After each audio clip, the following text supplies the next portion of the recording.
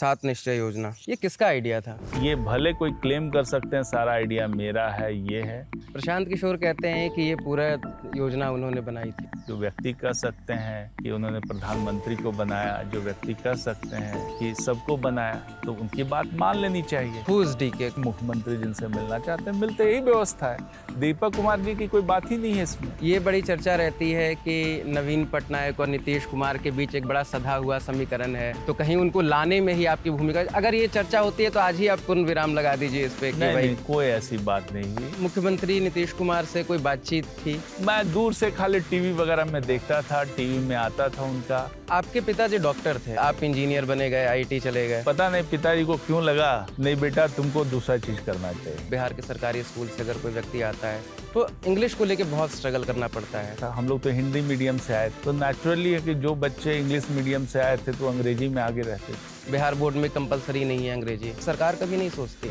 जो एक गर्व की बात होती है, अपनी भाषा पे गर्व करना, ये अपने में रहना चाहिए। तो चाइनीज लोग कैसे साइंस टेक में इतना आगे बढ़ गए? आप नक्सलियों के बीच में भी रहे, उनसे लगातार एक कम्युनिकेशन तो रहता ही है एडमिनिस्ट्रेशन का। क्या मानते हैं कि उनकी जल जंगल जमीन की जो लड़ाई है उसको आप कितना सही मानते हो? जंगल की आड़ में प्रोटेक्शन मिलता है। लेकिन उनकी जंगलें भी तो काटी जा रही हैं।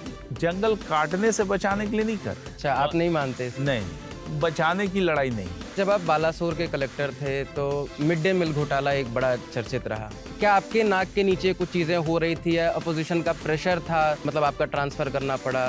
ऊपर लेवल में क्या हुआ मुझे मालूम नहीं। इंडियन एक्सप्रेस का एक हेडलाइन है, CM Nitish Kumar demands central status for Patna university, gets no response from PM Modi. एक गौरवशाली इतिहास पटना यूनिवर्सिटी का रहा है। लोग चाहते हैं, हम लोग भी चाहते थे, लेकिन नहीं हुआ, नहीं हुआ। पूरे गठबंधन में इतने महत्वपूर्ण सहयोगी हैं आप, ये एक चीज तो हो जानी चाहिए थी जिसके लिए नीतीश जी को बार बार कहना पड़ रहा है। देखिए वहाँ पे सहमति नहीं बन पाई तो इसमें हम क्या कह सकते हैं। एक बड़ी निराशा है अब अभ्यर्थियों में कि वो अगर अपना 100% दे भी दें तो भी उनमें ये भरोसा नहीं है कि सरकार उसको सही तरीके से इम्प्लीमेंट करेगी और उन्हें वो नौकरी मिल पाएगी। तो मुझे लगता है कि अभी जो इस तरह का कोई बात नहीं है। जहाँ भी परीक्षा हुआ, यदि सूचना मिल गई कि परीक्षा में पेपर लिखो, कैंसिल करके फिर से एग्जाम लिया गया। क्या वाकई में नीतीश जी का स्वास्थ्य वैसा नहीं है कि वो लोगों से मिलजुल सकते हैं फ्रीक्वेंट? 13 करोड़ जनता है, उनकी समस्या है, सब लोग तो नहीं पहुंच सकते, कुछ ही लोग पहुंच सकते हैं। महिला का मकान सील कर दिया गया था क्योंकि उनके यहाँ से 1 लीटर शराब बरामद। हाई कोर्ट ने कहा कि ये विधि सम्मत नहीं है। बिहार में जो कस्टोडियल डेथ्स बीते 6-7 सालों में हुए हैं उसमें 25 से 30% है जो शराबबंदी के मामलों में जो गिरफ्तार हुए। हमें इस तरह का स्टडी की जानकारी नहीं है। आपकी तरह ही एक और अधिकारी रहे थे सजातीय, उनको माना जा रहा था एक उत्तराधिकारी के तौर पे। जो अपेक्षाएं थी उन्होंने पूरा नहीं किया और उल्टा जो है, यदि उन्होंने दल विरोधी काम किया। FIR तो लोग दर्ज करा देते हैं लेकिन इन्फॉर्मेंट वो कोर्ट में हॉस्टाइल मतलब डिक्लेयर हो जाते हैं। जितने भी केसेस हुए हैं उसमें स्पीडी ट्रायल, जो खास करके इस तरफ से high profile cases, speedy trial करा करके उसको जस्टिस पे लाया गया है। राज्य में आपके सहयोगी दल के सबसे बड़े नेता हैं सम्राट चौधरी। उन्होंने कहा कि 5 साल का वक्त और दीजिए, उसके बाद बिहार के लोगों को बाहर जाकर काम करने की जरूरत नहीं पड़ेगी। हमारा लक्ष्य 38 लाख रोजगार पैदा करना। बड़ी बात होती है कि अशोक चौधरी का गुट है, विजय चौधरी का गुट है, ललन सिंह का गुट है, संजय झा का गुट है। बिहार में जदयू में नीतीश कुमार का गुट है। सर, जब मैं आ रहा था तो लोगों ने पूछा कि इंटरव्यू लेने कहाँ जा रहे हो, किनके बंगले पे? मैं जनता दल यूनाइटेड पार्टी का एक अदना सा कार्यकर्ता हूँ, छोटा कार्यकर्ता हूँ। तारीख थी 3 जून 2024। बिहार के मुख्यमंत्री नीतीश कुमार दिल्ली आते हैं तो राजनीतिक गलियारों में एक चर्चा तेज होती है कि वो अब मुख्यमंत्री पद से इस्तीफा देंगे क्योंकि उन्हें अब अपना उत्तराधिकारी मिल चुका है। उत्तराधिकारी के रूप में नाम सामने आया उनके एक बेहद ही प्रिय अधिकारी का। कथित उत्तराधिकारी ने इन कयासों को थोड़ा और बल दिया जब उन्होंने 9 जुलाई 2024 को जदयू की सदस्यता ली। लेकिन इस बात को अब 1 बरस बीत चुके हैं, लेकिन इन कयासों पर आधिकारिक रूप से अभी तक कोई इमारत खड़ी नहीं हो पाई है कि असली उत्तराधिकारी जदयू का कौन होने जा रहा है। तो आज हमारे साथ मौजूद हैं मेहमान जो कि इस पूरे कयासों के केंद्रीय किरदार हैं। हमारे साथ मौजूद हैं जदयू के राष्ट्रीय महासचिव मनीष वर्मा। सर, बहुत बहुत स्वागत है आपका। बहुत बहुत धन्यवाद। मनीष वर्मा 2000 बैच के ओडिशा कैडर के अधिकारी रहे हैं और डिप्यूटेशन पे बिहार में रहते हुए इन्होंने कई महत्वपूर्ण भूमिका में अपना काम किया और यह कहा जाता है कि बिहार सरकार की जितनी भी योजनाएं हैं, कल्याणकारी योजनाएं हैं, उनको ज़मीन पे इम्प्लीमेंट कराने में इनकी एक बहुत बड़ी भूमिका रही है।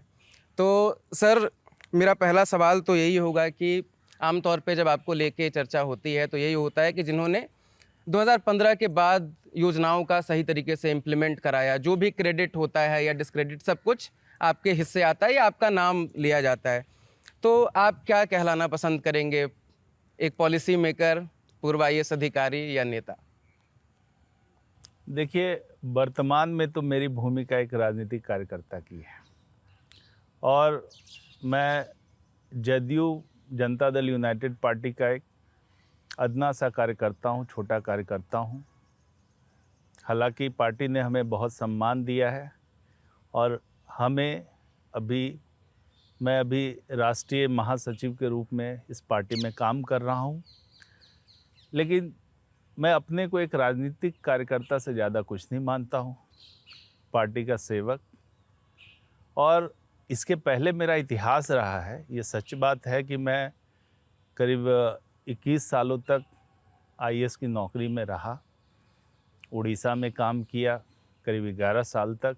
2000 बैच का अफसर हूँ, तो 2011 तक मैं उड़ीसा में था। मार्च 2012 में मैं बिहार आया और बिहार में 2 जगह पर डीएम रहने का अवसर मुझे मिला। लाइक पूर्णिया में मैं था करीब 1.25 साल तक और फिर उसके बाद पटना का भी डीएम कुछ समय तक रहा। और जो भी आपने कहा, फिर बिजली कंपनी में मैं 3 कंपनियों का एमडी रहा हूँ। और उसके बाद 2016 की बात है, जब मेरा प्रमोशन हुआ सचिव के रूप में, तो रात की बात थी कि रात में का एक मैसेज आया, फ़ोन आया और कहा कि भाई कि आपको मुख्यमंत्री जी का सचिव बनाया गया है। तो मेरे लिए भी बहुत गौरव की बात थी। मैं दूसरे काडर से आया था और यहाँ पर मुख्यमंत्री के सचिव के रूप में जिम्मेदारी मिलना, ये मेरे लिए बहुत बड़ी बात थी। तो उसके बाद जो है 5 साल तक मैं मुख्यमंत्री के सचिव के रूप में काम किया हूँ और इस दौरान मैं योजना विभाग के सचिव के रूप में भी और साथ ही कुछ महीनों तक आईएनपीआर के सचिव के रूप में, मतलब कि सूचना एवं प्रसारण विभाग के सचिव के रूप में भी मैं काम किया हूँ। तो इस दौरान जो है, ये तो मेरी खुशकिस्मती है कि और माननीय मुख्यमंत्री जी ने मुझे इस लायक समझा कि उन्होंने अपने सचिवालय में मुझे जगह दी। मैं अपने को भाग्यशाली समझता हूँ। और इस दौरान चूँकि सीएम का ऑफिस है, चीफ मिनिस्टर साहब का ऑफिस है, तो नीतियों का निर्धारण होता है, योजनाओं का इम्प्लीमेंटेशन होता है और 7 निश्चय की योजना उस वक्त चल रही थी। तो मुझे उसमें एक्टिव रोल करने का मौका मिला। उसको इम्प्लीमेंट करने में जो मेरी थोड़ी बहुत भूमिका रही हो, उस काम करने में मुझे खुशी बहुत मिली कि जो काम हुए उस वक्त और जिस समय का जो माननीय मुख्यमंत्री जो निश्चय लिया उस समय, 7 निश्चय, हर निश्चय अपने आप में बहुत अनूठा काम था। बिजली का काम हो, हर घर बिजली का, हर घर नल का जल का काम हो, आप देखिए, और सिर्फ स्टूडेंट क्रेडिट कार्ड का काम हो, स्टूडेंट भत्ता योजना का बात हो, हर तरह का काम जो एक अनोखा काम था, बहुत इसके दूरगामी परिणाम हुए। और उस तरह से फिर 7 निश्चय 2020 में जब 7 निश्चय 2 का भी है, तो वहाँ भी काफ़ी काम करने का मौका मिला। तो इस तरह से पॉलिसी के निर्धारण, इम्प्लीमेंटेशन और ये सब में मुझे भी माननीय मुख्यमंत्री जी की कृपा से मुझे भी कुछ रोल अदा करने का मौका मिला। तो एक व्यक्ति के व्यक्तित्व में जो ये पास होता है, वो एक बैकग्राउंड होता है। तो मुझे चाहे उड़ीसा हो चाहे यहाँ पे हो, दोनों जगह जन सेवा से जुड़े हुए काम करने का मौका मिला। सरकार के जो ऑब्जेक्टिव्स होते हैं, लोगों के लिए जो नीतियाँ होती है, उसका निर्धारण, इम्प्लीमेंटेशन, मॉनिटरिंग, सब काम करने का मौका मिला।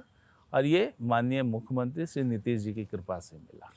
उन्होंने इस लायक समझा कि मुझे इन सब कामों को करने दी। लेकिन सर हम 2005 से जब योजनाओं पे बात कर रहे हैं तो 2005 से बात करना थोड़ा ज़्यादा सही होगा, जब नीतीश कुमार मुख्यमंत्री बनते हैं और अभी तक मुख्यमंत्री हैं। अगर बीच में एक आध थोड़ा समय को अगर छोड़ दिया जाए, तो उसके बाद से कुछ जो योजनाएं थी, जो आगे चल के जब अन्य राज्य सरकारों ने जब उन चीज़ों को इम्प्लीमेंट करने की कोशिश की तो उसको प्रलोभन के रूप में बताया गया। तो कुछ योजनाएं जैसे मुख्यमंत्री बालिका साइकिल योजना, ठीक है, बालिका क्या बालकों को भी मिला, और उसके बाद पोशाक योजना और जीविका के माध्यम से महिलाओं को स्वावलंबी बनाने की योजना। आपको क्या लगता है कि 18 वर्षों के बाद ये किस तरीके से इम्प्लीमेंट हुआ, और उसके बाद बिहार को थोड़ा बहुत बदलने में, या जितना भी बिहार बदला उसमें इन योजनाओं का कितना रोल रहा है? देखिए, बिहार की परिस्थिति का आकलन जब करें आप, तो उसके बेसिक पैरामीटर पे आप ध्यान दें कि बिहार जब 2005 में था तो क्या स्थितियां थी उस वक्त। आपका लिटरेसी रेट जो था वो करीब करीब 33% के आसपास था, female literacy rate. Mail literacy जो पूरी साक्षरता दर थी वो भी करीब करीब 45% के आसपास थी। आपका जो उस समय के जो सूचकांक थे, चाहे सड़कों की स्थिति हो, बिजली की स्थिति हो, लॉ एंड ऑर्डर की स्थिति हो, तो सब बदहाल थे। तो जो बिहार नीतीश जी को मिला तो एक बदहाल बिहार मिला, यहाँ सब व्यवस्था अस्त व्यस्त है। सबसे पहले डेवलपमेंट का पैरामीटर होता है शांति व्यवस्था, लॉ एंड ऑर्डर ठीक होना। जब तक लॉ एंड ऑर्डर ठीक ना हो तब तक आप कोई विकास की बात नहीं करिएगा। हर के दिमाग में पहले जान की सुरक्षा होती है और तभी कोई विकास की बात होती है। तो माननीय मुख्यमंत्री जी ने जो रोड मैप तैयार किया बिहार के लिए, वो बड़ा स्पष्ट रोड मैप था कि सबसे पहले उन्होंने जान की सुरक्षा इंश्योर कराई। उन्होंने सबसे पहले लॉ एंड ऑर्डर को इस्टेब्लिश किया और जितने कड़ाई से उन्होंने कानून का राज वहाँ पे स्थापित किया, उससे आप देखें कि एक बेसिक शांति वहाँ स्थापित हुई। और जो एक जातीय संघर्ष का भी वातावरण बना हुआ था पहले, जो नक्सलिज्म और ये सब जो आप कहते हैं, वो एक तरह से एक जातीय संघर्ष का। एक दूसरा जो बड़ा काम मैं समझता हूँ मुख्यमंत्री जी का, कि वो उन्होंने जातियों के बीच में सामंजस्य स्थापित करने का, जो वॉर का सिचुएशन उसे हट करके एक सामंजस्य स्थापित करने का काम किया। और जितने भी जो पहले नरसंहार होते थे, आप देखिएगा कि कई सारे नरसंहार हुए हैं, नक्सल मूवमेंट चला है, वो चीज़ को यहाँ पर धीरे धीरे उन्होंने शांत कराया बिहार को। आपकी सरकार, आपके द्वार इस तरह की योजना आई, वो खुद गांव में गए और लोगों को इन्वॉल्व कराया, सबको, जो पिछड़े हैं, गरीब तबके के हैं, जिन्होंने अपने को सोचा कि भाई मेरे साथ अन्याय हुआ है, उसको उन्होंने एम्पावर किया। और ख़ास करके जो महिलाएं हैं जिसके बारे में आप चर्चा कर रहे थे, महिलाओं का परसेंटेज देखिए, साक्षरता में ही 33% था। क्या स्थिति थी उनकी। और यहाँ तो जानते हैं मेल डोमिनेटेड सोसाइटी है। उस समय जो है लड़कियाँ पढ़ती नहीं थी कई जगह पे, न उनका एडमिशन होता था, न उनका जो आगे चल करके जो आगे पढ़ने की बात है। पहले तो गरीब आदमी को ड्रेस ही नहीं रहता था कि जब लड़की जाए स्कूल और उसको ड्रेस प्रॉपर है नहीं, तो अब चौथा पचमा तक पढ़ लिया किसी ड्रेस में। पचमा के बाद जब लड़की थोड़ी बड़ी हो जाए, अब प्रॉपर ड्रेस नहीं हो, ठीक नहीं, तो स्कूल जाना छोड़ देती थी। तो सबसे पहले उन्होंने देखिए जैसे प्रॉब्लम को एड्रेस किया, एक सोच के तहत एड्रेस किया कि पहले पोशाक योजना लागू की, कि जैसे बच्ची जा रही है, पोशाक नहीं है, तो पहले पोशाक योजना की शुरुआत की। उसके बाद फिर देखा कि भाई पोशाक योजना लागू हो गई, छठा सतवां तो ठीक जा रहा है, आठवां ठीक जा रहा है, नौवां में गायब। तो होता क्या था कि लड़कियों को पढ़ने के लिए दूर जाना पड़ता था और रास्ते में थोड़ी बदमाशियाँ होती थी। तो उस चीज़ को इन्होंने निपटने के लिए जब इन्होंने साइकिल योजना की शुरुआत की, एक एम्पावरमेंट का था कि लड़कियां को, पहले लोग मानते ही नहीं कि साइकिल चला रही है तो लोग समझते हैं कि भाई हाथ से निकल गई लड़की, जो है ये है। उस परसेप्शन को बदला, समाज के उस परसेप्शन को। और साइकिल योजना के तहत जब लड़की झुंड बना के जब 50-60 की तरफ में जाने लगी, तो एक स्वतंत्रता का एहसास, एक एम्पावरमेंट का एहसास लड़कियों को हुआ और वहाँ से चीज़ें बदलनी शुरू हो गई बहुत तेज़ी से। और उसके बाद साइकिल योजना में फिर उसके बाद प्रोत्साहन योजना आई। और अभी जैसे है, चूँकि वो बाल विवाह को रोकना चाहते थे, इसीलिए उन्होंने ये प्रोत्साहन योजना लाई कि भाई कि हम लड़की को 25,000 देंगे जब वो इंटरमीडिएट कर जाएगी और बिना शादी के ही रहेगी। वो चाहते हैं कि लड़की कम से कम इंटरमीडिएट तक पढ़े, कि जो एनालिसिस में आया डेटा कि जो लड़कियां इंटर तक पढ़ जाती है उनका जो है फर्टिलिटी रेट काफ़ी कम हो जाता है।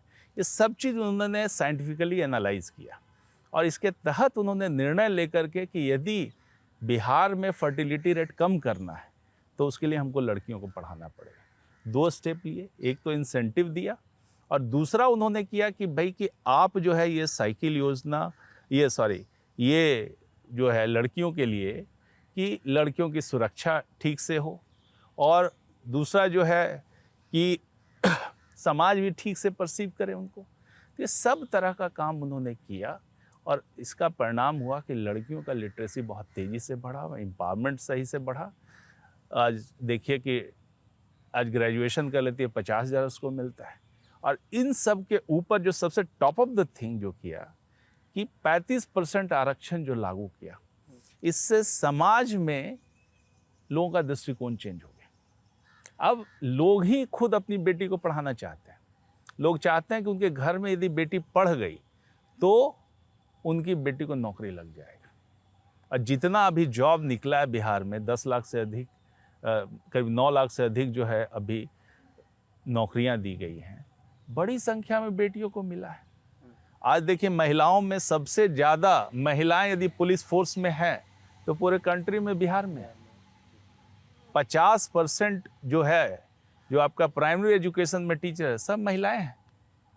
आप देखिए पूरा का पूरा जितना भी पंचायती राज इंस्टीट्यूशन, नगर निकाय इंस्टीट्यूशन में 50% उन्होंने आरक्षण रखा। 60% के करीब हमारी महिलाएं चला रही हैं पंचायती राज संस्थाओं को। तो हर तरह से यदि बिहार में आप देखिएगा कि एम्पावरमेंट का यदि कोई बात हुई है तो महिला सशक्तिकरण के क्षेत्र में बिहार जैसा काम शायद ही कहीं हुआ होगा। और इस बात का पूरा क्रेडिट हमें इस नेतृत्व का, एनडीए की सरकार को और माननीय मुख्यमंत्री को देना। उनकी एक सोच के तहत हुआ है और इससे सोसाइटी में बहुत तरह के पॉजिटिव परिवर्तन देखा। आज जाइए शाम में देखिए गंगा पथ है, लोग मरीन ड्राइव कहते हैं लेकिन गंगा पथ है, उसके किनारे आप देखिए 10:30, 11, 12 बजे रात तक आपको फैमिली मिल जाएगी, लड़कियां मिल जाएगी। ये स्वतंत्रता मिली है महिलाओं को, ये एम्पावरमेंट हुआ है। बाल विवाह के क्षेत्र में देखिए, डेटा वाइज भी देखिए तो काफ़ी परिवर्तन हुआ है। तो ये पूरा का पूरा जो इतना जो परिवर्तन, महिलाओं से आपका सवाल था, तो इस तरह से एक गजब का माहौल बना है। और आज कहीं भी आप इसकी चर्चा कर लें तो आपको मिलेगा कि Bihar is the leading state in terms of empowerment of women. ये हुआ है। सर, योजनाओं पे हम वापस लौटेंगे, लेकिन चलते हैं बिहार शरीफ।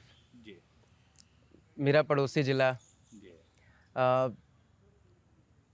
आपके पिताजी डॉक्टर थे। आमतौर पे डॉक्टरों में एक लेगेसी होती है कि हम डॉक्टर, तो मेरा बेटा भी डॉक्टर, मेरी पतोहू भी डॉक्टर, और ऐसे करके एक मतलब एक बड़ी योजनाओं पे वो काम करते हैं कि अपना अस्पताल हो पूरा, ये तमाम चीज़ें। वो कहाँ आपने ब्रेक किया, आप इंजीनियर बने गए, आईटी चले गए? ये पिताजी का ही काम था।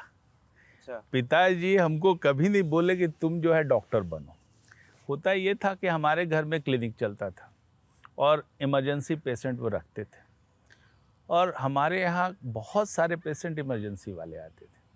और ख़ास करके जो जहर वहर खा लेते, सांप काटा हुआ, बिच्छू काटा हुआ, जो जहर से रिलेटेड है, या फिर पॉइज़न खा लिया झगड़ा घर में करके, बहुत सारे पेशेंट आते थे। और रात में जो आते थे, 2 बजे रात को कोई आ रहा है, कोई 3 बजे रात को आ रहा है, और पापा जाके अटेंड करते थे उनको, क्योंकि बहुत कम समय होता है जान बचाने के लिए।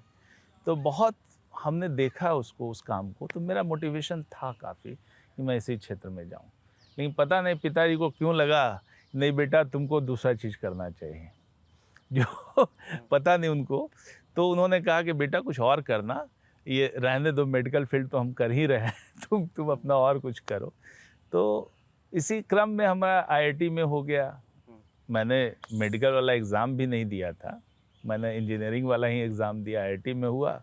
मतलब मैथ्स और बायोलॉजी दोनों था आपके पास? हाँ, मेरे पास मैथ्स और बायो उन्होंने दिलवा दिया था। 10th में, 10th के बाद उन्होंने दिलवा दिया कॉलेज में कि मेरा बायो साइंस कॉलेज में मेरा बायो और प्लस मैथ्स दोनों था। और उसके बाद जो है मैं देखा कि भाई bio is not my cup of T, तो मैं साइंस में ही इसमें रहा और उसके बाद फिर ये काम किया। लेकिन इच्छा थी मेरी डॉक्टर बनने की। जो जन सेवा का काम है बहुत अच्छा था, और काफ़ी मैं इन्वॉल्व भी रहता था क्लिनिक में, कि जान किसी की बचानी हो तो इट्स अ बिग प्रोजेक्ट। मेरे लिए लगता था कि भाई कि थोड़ा मेहनत किया जाए तो इसकी जान बच सकती है।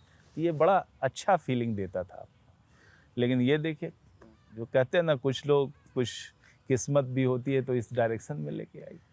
अच्छा सर, उसके बाद आप आईआईटी गए। आमतौर पे एक बहुत धारणा रहती है, और धारणा का ये एक सच भी है कि पटना यूनिवर्सिटी से अगर कोई आता है, या बिहार के सरकारी स्कूल से अगर कोई व्यक्ति आता है, जैसे हम लोग भी पहुँचे, या हायर एजुकेशन में जब यहाँ आते हैं, तो इंग्लिश को लेके बहुत स्ट्रगल करना पड़ता है।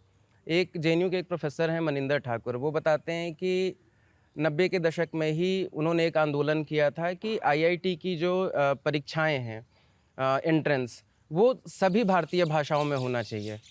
ठीक है, तो उस दौरान कोई ऐसा दिक्कत हुआ था? नहीं, देखिए, तैयारी करने में चूँकि किताबें अंग्रेजी में होती थी, 10+2 वाली किताबें, और साइंस कॉलेज में इंग्लिश मीडियम था, तो पढ़ना पड़ता था। हम लोग तो हिंदी मीडियम से आए थे, तो नेचुरली है कि जो बच्चे इंग्लिश मीडियम से आए थे तो अंग्रेजी में आगे रहते थे। लेकिन अंग्रेजी में आगे रहते थे, कॉन्सेप्ट तो आपका चाहे इंग्लिश में हो चाहे हिंदी में हो, भाषा अलग हो, कॉन्सेप्ट तो वही रहता है। तो भाषा में शुरू में दिक्कतें होती है, किसी भी बच्चे को दिक्कत होगी यदि, क्योंकि जो किताबें हैं और सब चीज़ें दिक्कत होती है। लेकिन बहुत ज़्यादा दिक्कत नहीं हुई। साइंस कॉलेज में भी इंग्लिश मीडियम था, और बाद में आईआईटी में तो इंग्लिश मीडियम रहता ही है, तो बाद में फिर इक्वलाइज हो जाता है। लेकिन ये आपने जो पॉइंट उठाया कि इंग्लिश के कारण, तो डेफिनेटली जो लोग बच्चे बिहार से आते हैं, यूपी से आते हैं, उनको अवश्य दिक्कत होती है। और ये आप आईआईटी के भीतर भी उस समय देखेंगे, हम लोगों ने देखा कि एक जो है, जो इंग्लिश मीडियम स्कूल का बच्चा है और एक हिंदी मीडियम स्कूल का बच्चा, इसमें डिमार्केशन होता है और ये रहता है। लेकिन अब धीरे धीरे ये सब दूरियां सब ख़त्म हो गई हैं।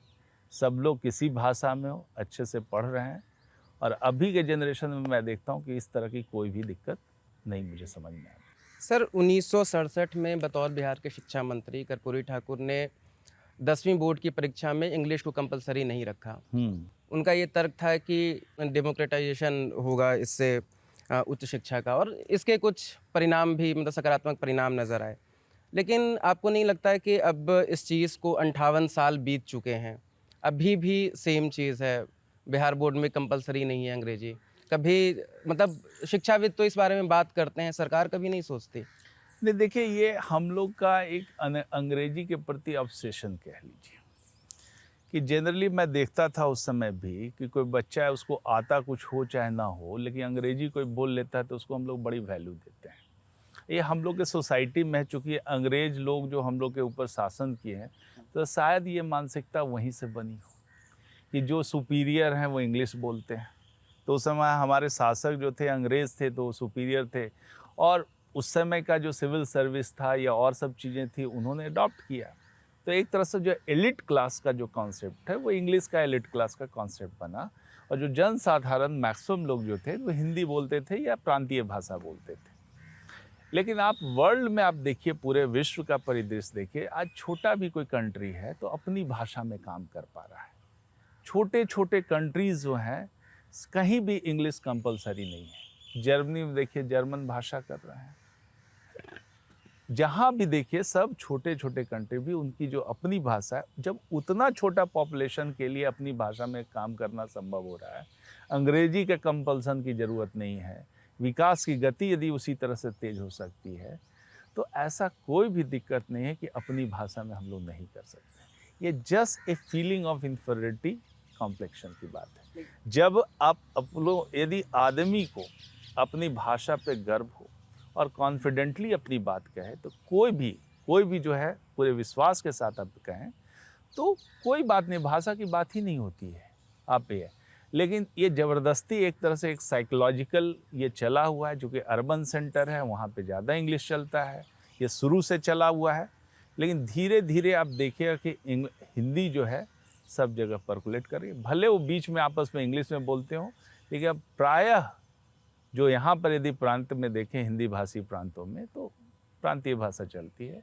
जहाँ पर अब तमिलनाडु देखें, उस जगह पे वहाँ पे तमिल चलती है, बंगाल में बंगाली चलती है। लोग ये है, पढ़ाई में हम इसको और ज़्यादा इंट्रोड्यूस करना चाहेंगे, और अभी जो है हिंदी में ये बात चल रही है। मुझे लगता है कि हम लोग राइट डायरेक्शन में जा रहे हैं, सही डायरेक्शन में जा रहे हैं। लेकिन सर आपको लगता है कि ज्ञान सृजन की सबसे बड़ी जो भाषा है वो अंग्रेजी है, सबसे ज़्यादा कंटेंट उसी में आता है। सवाल तो ये भी उठेंगे ना कि आप जिस हिंदी की वकालत कर रहे हैं, अगर हम ये पूछें कि बिहार सरकार इस चीज़ पे कितना काम की है या फिर केंद्र सरकार ने ही कितना काम किया कि मतलब अच्छे से ट्रांसलेशन करे, जितनी भी बड़ी बड़ी किताबें हैं, बड़े बड़े पब्लिकेशंस के हैं, उस तरीके से उपलब्ध कराए। आप जिन देशों की बात कर रहे हैं, उन्होंने करोड़ों डॉलर खर्च करके बहुत कुछ इन्वेस्ट किया है। ईरान को लेके सबसे ज़्यादा बातें होती है, तो लगता है कि हम लोग थोड़ा उस पे लेकिन फोकस नहीं हमें कर पाए हैं। लगता है कि सुबह शुरू में जो हमको जो है उसमें और फोकस करना चाहिए था। जो एक गर्व की बात होती है, अपनी भाषा पे गर्व करना, ये अपने में रहना चाहिए। तो चाइनीज़ लोग कैसे साइंस टेक में इतना आगे बढ़ गए। चाइना आप देखिए बगल में, मैंडरिन भाषा है उनकी, वो सारा काम अपना चाइनीज़ में करते हैं, फिर भी बढ़ गए। तो हम लोग को जो जो गर्व का एहसास होना चाहिए था वो शायद हमने कम किया है। उस पे और करना चाहिए था, हमको अपने पे गर्व होना चाहिए था, तभी आप बढ़ पाते हैं। जब तक आपको किसी चीज़ में गर्व का एहसास ना हो तो वो चीज़ आगे नहीं बढ़ पाती है। भाषा के साथ भी यही है। और मुझे लगता है कि जब आप ये डिटरमिन कर लेंगे, और आजकल तो देखिए एआई का ज़माना आ गया है, कोई भी आप भाषा, आप कोई भी भाषा बोलिए। अब तो स्थिति ये आएगी कि आप दूसरी भाषा में बोल रहे हैं, मैं अपनी भाषा में मैं सुनूंगा, कान में एक लगा लूँगा कुछ इस टाइप से, कंप्यूटर से रिलेटेड या मोबाइल से रिलेटेड। मैं कुछ हिंदी में बोलूँगा, आपको दूसरी भाषा में सुनाई पड़ेगा। यहाँ तक की सुविधा आ गई। अब वो चीज़ ट्रांसलेशन और ये सवाल तो बहुत ईजी चीज़ है। किताब का किताब आप ट्रांसलेट कर सकते हैं, थोड़ी सी आप सुधियाँ देख सकें। तो ये ज़माना अब आ गया कि भाषा ज्ञान के संबंध में कोई बैरियर नहीं होने वाला है। ये डिबेट ही ख़त्म हो जाएगा, जिसको जिस भाषा में सुनना है उसमें सुन ले। मतलब सरकार की कोई योजना नहीं है कि नहीं, 10वीं बोर्ड। सरकार इसमें सहयोग करे। सरकार तो हर जगह पे देखिए कि अब जो है हमारे इंजीनियरिंग कॉलेज में, मेडिकल कॉलेज में हिंदी भाषा में पढ़ाई कैसे हो, इसके लिए काम कर रही है, उसके लिए काम कर रही है। बिहार में भी हम लोगों ने घोषणा पत्र में लिखा है, इस पे काम चल रहा है। लेकिन जो टेक्नोलॉजी है वो इतनी सहज इसको बना देगा, ये अब वो दौर आने वाला है कि भाषा आपको दिक्कत नहीं प्रदान करने वाला है। आप जिस भाषा में आप बोलें, आप कम्युनिकेट कर पाएंगे। आप किसी भी, जर्मन में आप चाहते हैं जर्मन से ट्रांसलेट हो जाएगा, किसी भाषा में, इटालवी भाषा में हो जाएगा, किसी में अब दिक्कत नहीं है। ये अब ऐसा दौर आ गया है। आप देख रहे हैं कि अब कंप्यूटर का जो इस्तेमाल कर रहे हैं, अब सब भाषा में, बहुत हमको लगता है शीघ्र ही ये चीज़ फैसिलिटी आने वाली है। सर अब चलते हैं थोड़ा उड़ीसा। उड़ीसा में आप आईएएस अधिकारी रहे। अब तो मतलब आपने अपना प्रेफरेंस डाला था, तो मतलब प्रेफरेंस में आपके कैडर क्या क्या थे? नहीं, होम नहीं। तो ऑब्वियस सी बात। जी देखिए, जो व्यवस्था होती है उसमें सिर्फ होम कार्डर डालना होता है। उस समय की व्यवस्था की बात कर रहा हूँ कि होम कार्डर आप डालिए, उसके बाद फिर अपने आप अलॉट हो जाता था, ठीक है ना। तो उसमें था कुछ कि होम कार्डर के लिए इतनी सीटें हैं, अदर्स के लिए कुछ सीटें रहती है। तो यदि आपका रैंक उस टाइप से आया तो आपको होम कार्डर मिल जाएगा, नहीं तो कोई भी अपना, वो अल्फ़ाबेटिकल चलता था। तो आपका लक फैक्टर कि आप कहाँ पे गिरेंगे, उसमें कोई बड़ी बात नहीं थी।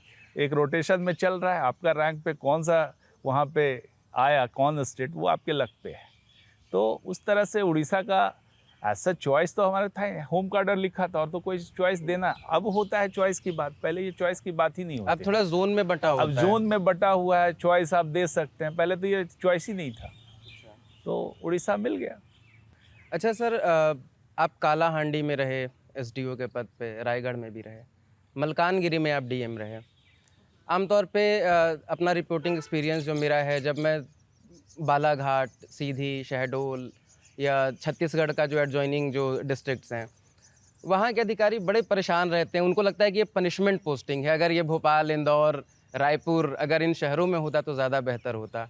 आपको क्या लगा, कभी पनिशमेंट पोस्टिंग ही लगी एकदम शुरुआत में, या कुछ once in a lifetime experience जैसा कुछ फील हुआ? नहीं, देखिए मेरे लिए तो ये लर्निंग का सबसे बड़ा मौका था, प्लेटफॉर्म था।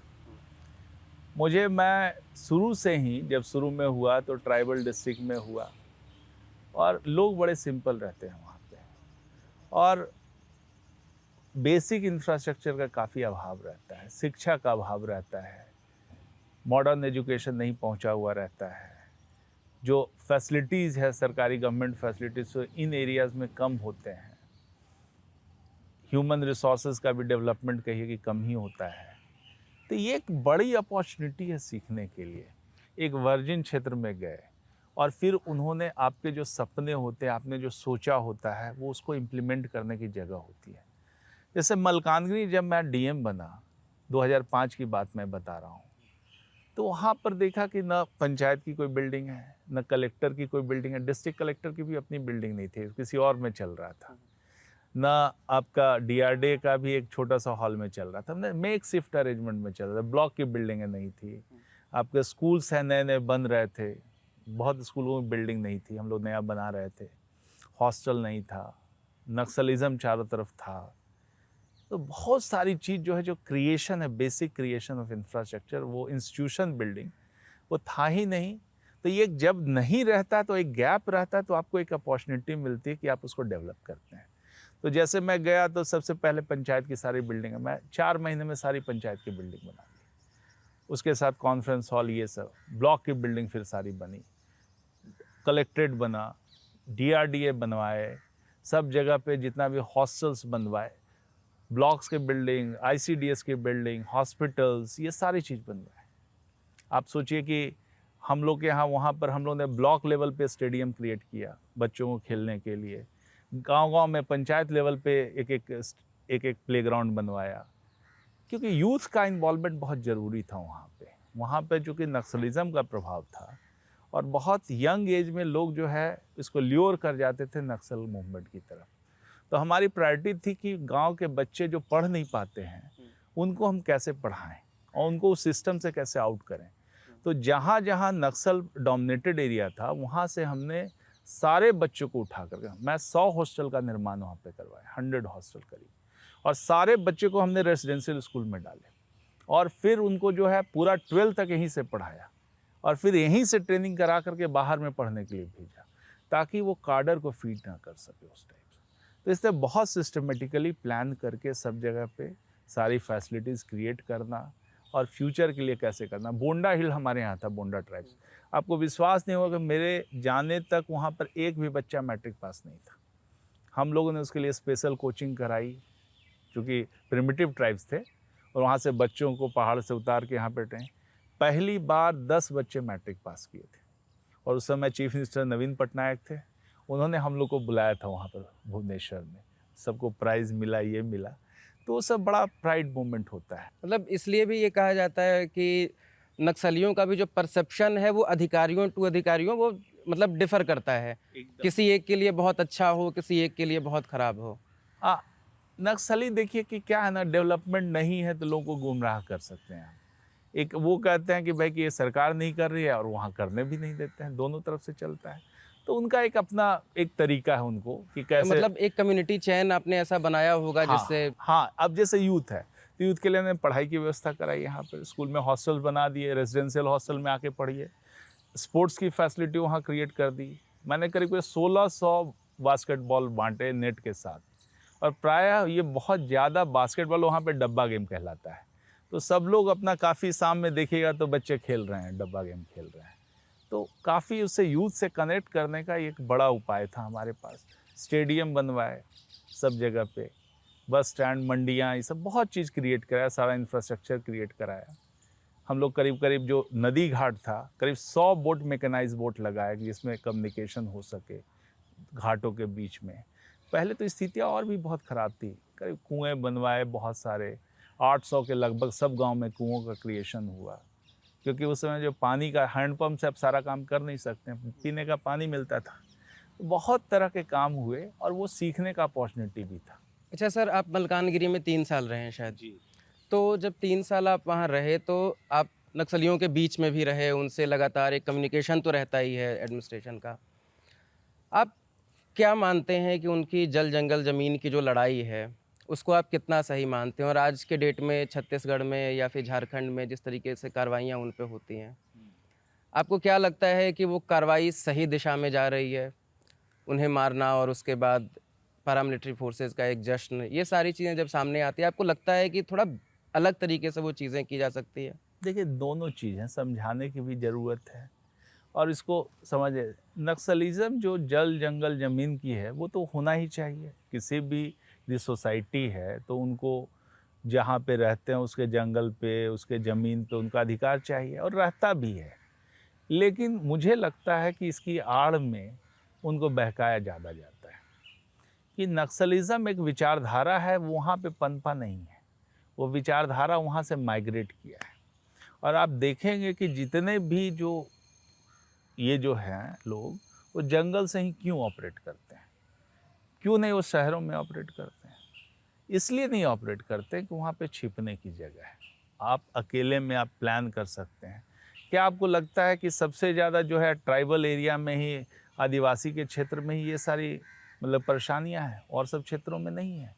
क्या आपको लगता है कि जो जंगली इलाका है वहीं पे परेशानियाँ हैं? ऐसी बात नहीं। परेशानियाँ जो है, प्रॉब्लम्स हैं, ह्यूमन प्रॉब्लम सब जगह पे है। लेकिन नक्सलिज्म इस क्षेत्र में इसलिए ग्रो करता है कि वहाँ पे एक जंगल के आड़ में प्रोटेक्शन मिलता है।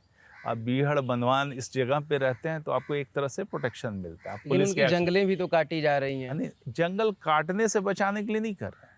अच्छा, वो आप नहीं मानते इसी? नहीं, बचाने की लड़ाई नहीं है। मैं ये चीज़ नहीं मानता हूँ कि बचाने की लड़ाई होती तो कहीं और जाता है ये चीज़, कि जंगल बचाने की लड़ाई। उन्होंने कौन सा मुहिम किया है जंगल बचाने के लिए? अपना एग्जिस्टेंस की लड़ाई वो लड़ रहा है। उन्होंने अपना रेलिवेंस बनाने की लड़ाई लड़ रहे हैं। जो फिलॉसफी जो उनकी है वो अब काफ़ी आउटडेटेड, पुरानी हो चुकी है। होना ये चाहिए कि जब भी आप देखते हैं कि क्या इस समस्या का समाधान हो, समस्या का समाधान जो है आप एक आइसोलेटेड फिलॉसफी में नहीं चल सकते हैं। स्थितियाँ बदलती है, सिचुएशन प्रोग्रेस करता है, अकॉर्डिंगली जो फिलॉसफीज़ है वो भी चेंज करना चाहिए। मुझे लगता है कि नक्सलिज्म में जो आइडियोलॉजी जो पहले से चली आ रही है, उसका बहुत ज़्यादा आज के दिन में रेलेवेंस नहीं रह गया है। यदि आप लोगों को शिक्षा की तरफ जाएं, आज स्थिति ये हो गई कि अजय बच्चों को, चाहे गरीब तबका हो चाहे कोई तबका हो, ढंग से शिक्षित हो जाए तो इनफाइनाइट अपॉर्चुनिटी है। शिक्षा से अपॉर्चुनिटी क्रिएट होती है। यदि हम शिक्षित कर दें गरीब बच्चों को, कमज़ोर बच्चों को, तो यहाँ से जो अपॉर्चुनिटी क्रिएट होगी, आप देखिए कि वर्ल्ड का कोई भी अमीर व्यक्ति, बिल गेट्स की बात ले लें, एलन मस्क की बात ले लें, ऐसा नहीं है कि उसके माता पिता बहुत बड़े रईस आदमी हैं। एक जनरेशन में, फर्स्ट जनरेशन में ही आप रिचेस्ट आदमी बन सकते हैं। कि आपके पास वो पोटेंशियल होना चाहिए, क्रिएटिविटी होना चाहिए, प्रॉब्लम को सॉल्व करने की एबिलिटी होनी चाहिए। यदि इस तरह का आप करते हैं तो आप कहाँ से कहाँ ले जा सकते हैं। लेकिन आप यदि इसको उलझा के रखेंगे कि आप एक दूसरे से शत्रुता पैदा करने में रखेंगे, आप किसी ने है तो उसने आपका छीन लिया, उसने आपका ये किया, तो इस मोड से हमको बहुत आगे नहीं बढ़ना है। वो आदमी उसी जगह जंगल ज़मीन और इसी चक्रों में फंसा रहेगा। तो कभी भी जो बहुत ज़्यादा प्रोग्रेस की बात होती है उसमें नहीं जाएगा। हम लोग का जो नया मॉडल, या जो कह लें कि हम लोग को सभी वर्गों में शिक्षा का प्रचार होना चाहिए, और वहाँ से जो भी टैलेंट है निकल करके कैसे वो आगे बढ़ें, मेन स्ट्रीम में कैसे भूमिकाएं अपनी अदा करें, इसमें शामिल करना चाहिए। और हम लोगों ने भी वहाँ रहते हुए शिक्षा का ही प्रसार किया। जितने हॉस्टल्स बनवाए, जितना ये भी किया, सब कुछ शिक्षा के प्रसार के लिए। फीमेल लिटरेसी हमारी 5% थी उस समय, उसको कैसे बढ़ाया जाए, लड़कियों का कैसे इन्वॉल्वमेंट किया जाए, हमारे ज़िले का वहाँ पर 5% मात्र हुआ।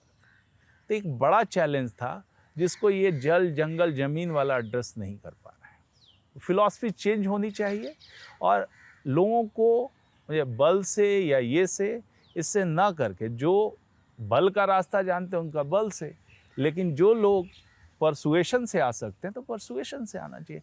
लोग भोली भाली जनता है, उनको हम परसुएट करें, वो जाने, तो तुरंत अब समझते हैं कि क्या उनके साथ ये क्यों गुमराह किया गया है। और कई लोग वो छोड़ के आते भी हैं, मूवमेंट छोड़ के आए हैं, कई लोग ने वापस ज्वाइन किया है मेन स्ट्रीम को। उनसे भी आप बात कीजिए तो ये चीज़ें सामने आ जाती है।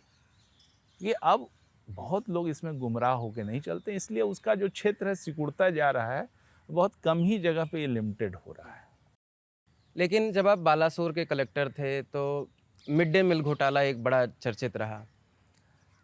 कई बार जब कोई ऐसा मामला सामने आता है तो प्रथम दृष्टया कुछ तो नज़र आता होगा, जैसे विजिलेंस को कुछ नज़र ऐसा आया होगा। मतलब क्या आपके नाक के नीचे कुछ चीज़ें हो रही थी, या अपोजिशन का प्रेशर था कि आप लोगों को वहाँ मतलब आपका ट्रांसफ़र करना पड़ा? और या फिर जो भी कार्रवाइयाँ आगे हुई, मंत्री परमिला मलिक उनको इस्तीफा देना पड़ा, क्या कुछ घटा था उस मामले में? देखिए, ये हमको लगता है कि 2012 की बात है, 2010-11 की बात है।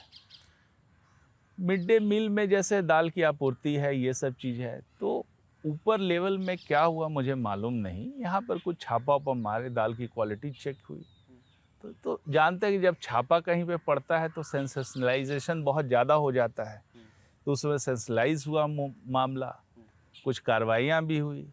लेकिन जब इसकी घोर सब जगह से जांच हुआ, लैब टेस्टिंग हुई, दाल का क्वालिटी सब ठीक ठाक था सारे जैसे। तो फाइनली मुझे नहीं लगता कि इसमें फर्दर कुछ हुआ, क्योंकि बाद में मुझे भी कुछ नहीं मालूम रहा। मैं तो यूजुअल जब मैं गया और वहाँ से जब मैं उड़ीसा के लिए बिहार आने के लिए अप्लाई किया 2012 में, तो आपको एक विजिलेंस क्लियरेंस लेना होता है कि आप विजिलेंस के रूप से क्लियर हैं, तभी आपको अलाउ होता है। तो कोई आरोप था नहीं, तो सीधा वो क्लियरेंस मुझे मिला। और जब भी बिहार में इतने साल जॉब में रहा हूँ, कभी भी कोई चीज़ इस तरह की बात नहीं आई।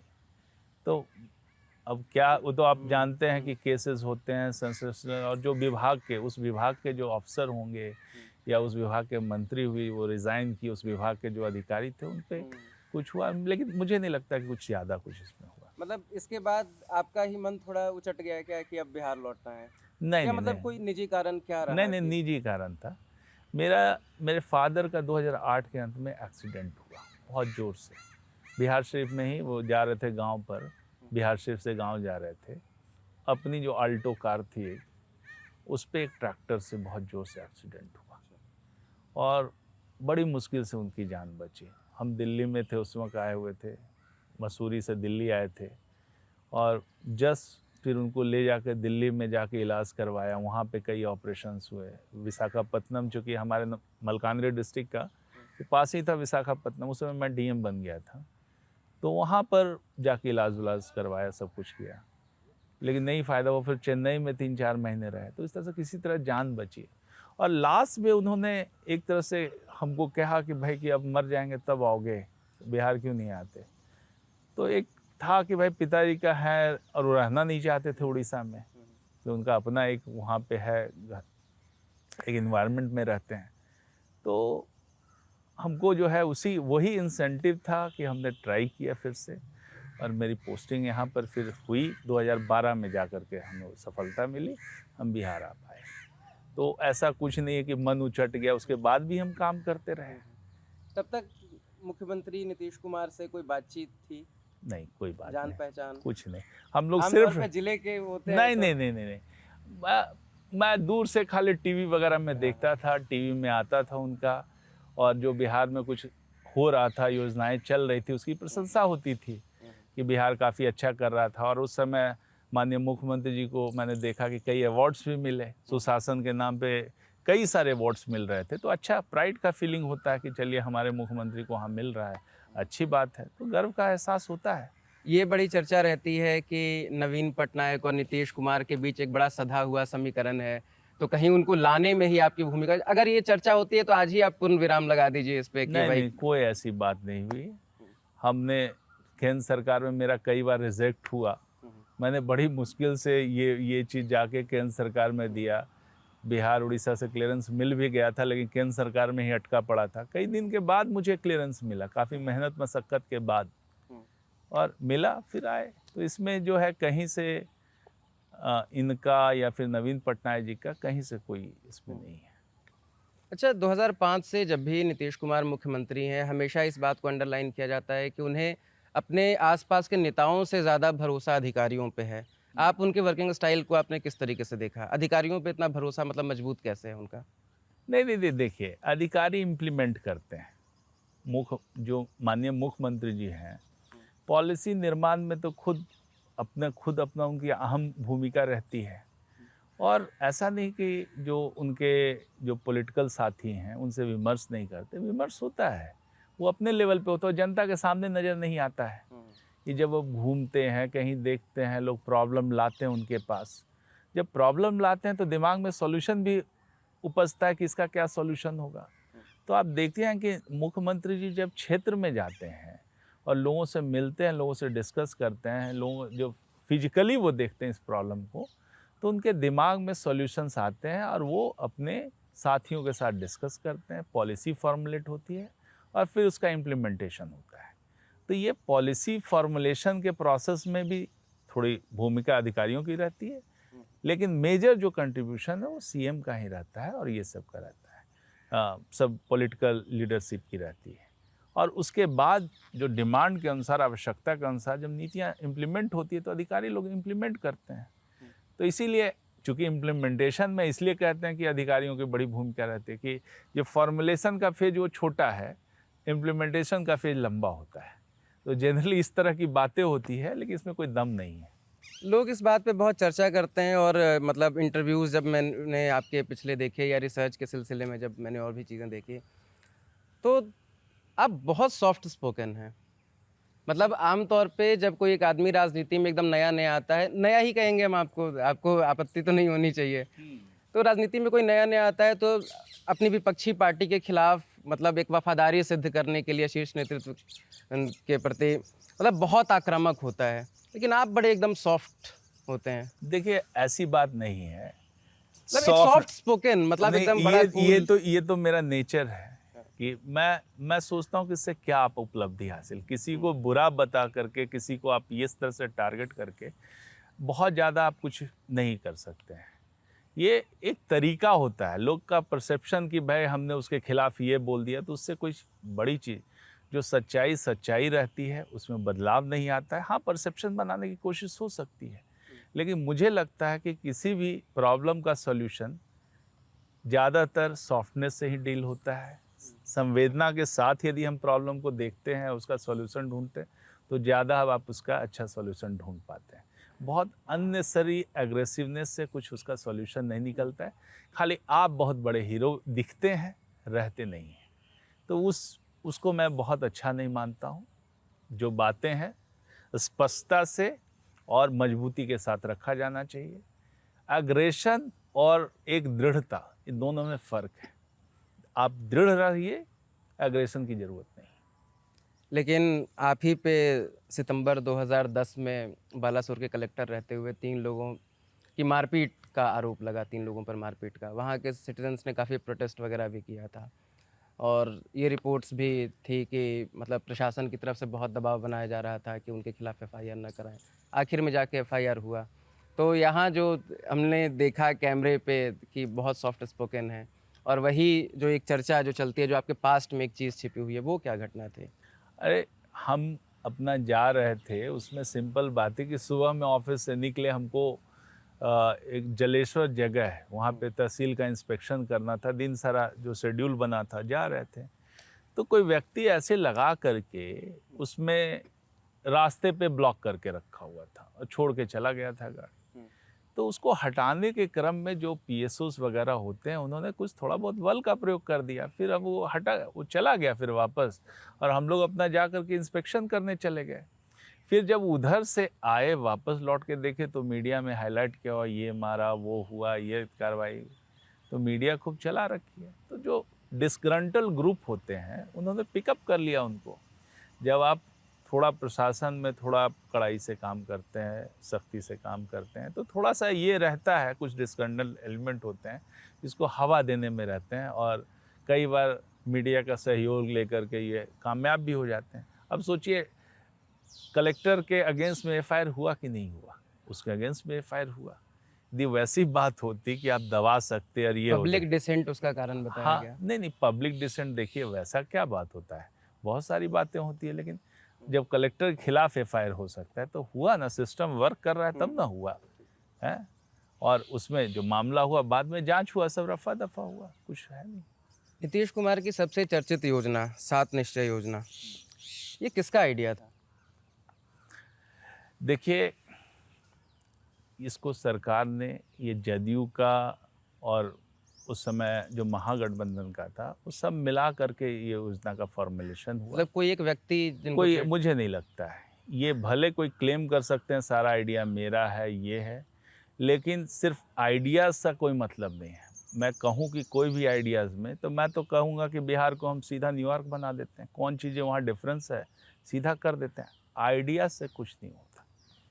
आइडियाज़ को कैसे ज़मीन पे उतारा जाए, क्या संसाधन आपके पास अवेलेबल है, उस संसाधन में कैसे उसको इम्प्लीमेंट कराया जाए, असली बात यहाँ पे होती है। कौन नहीं चाहता कि भाई कि हर जगह पे मेट्रो से हम लोग रीच करें, कौन नहीं चाहता कि 4 लेन और 6 लेन की सड़कें हर जगह पे हो, कौन नहीं चाहता कि स्पोर्ट्स की फैसिलिटी और कौन चीज़ नहीं हो। तो जो फिजिबल है, जो चीज़ हैं, वर्ल्ड में सब एग्जाम्पल मौजूद हैं। कुछ भी का आप एयरपोर्ट बना लीजिए हर डिस्ट्रिक्ट में, कौन नहीं चाहता है। तो योजना बनाना और सही में उसका, यदि आपके पास संसाधन असीमित हों तो आप कुछ भी करवा सकते हैं। लिमिटेड रिसोर्स में किस तरह से योजनाओं का कार्यान्वयन हो, किस तरह से हम लोग प्रायोरिटी फिक्स करें कि जो हमारी आवश्यकता को मैच करता हो, फॉरवर्ड लुकिंग हो, तभी योजनाओं का मतलब होता है। प्रशांत किशोर कहते हैं कि ये पूरा योजना उन्होंने बनाई थी।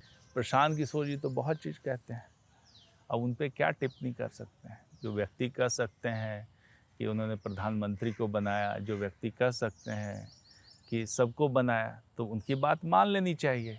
वो, हमको लगता है कि पूरे भारत में ऐसे इकलौते लोग हैं जो सब प्रधानमंत्री, मुख्यमंत्री हर चीज़ को बना देते हैं। तो ये तो विलक्षण प्रतिभा है उनकी, तो हम क्या कहें उसमें कुछ कहने के लिए बचा कहाँ है। सर, इसके क्रियान्वयन में आपने मतलब बहुत महत्वपूर्ण भूमिका निभाई 7 निश्चय में। अब जब 2025 का मैनिफेस्टो आएगा तो लोग यही पूछेंगे कि 2015 और 2020 में जो आपने लाया था वो कितना पूरा हुआ? देखिए, नीतीश जी की सबसे बड़ी खासियत यही है कि जो कहते हैं, जनता से जो वायदा करते हैं उसको पूरा करते हैं, और यही उनकी क्रेडिबिलिटी प्रदान करती है।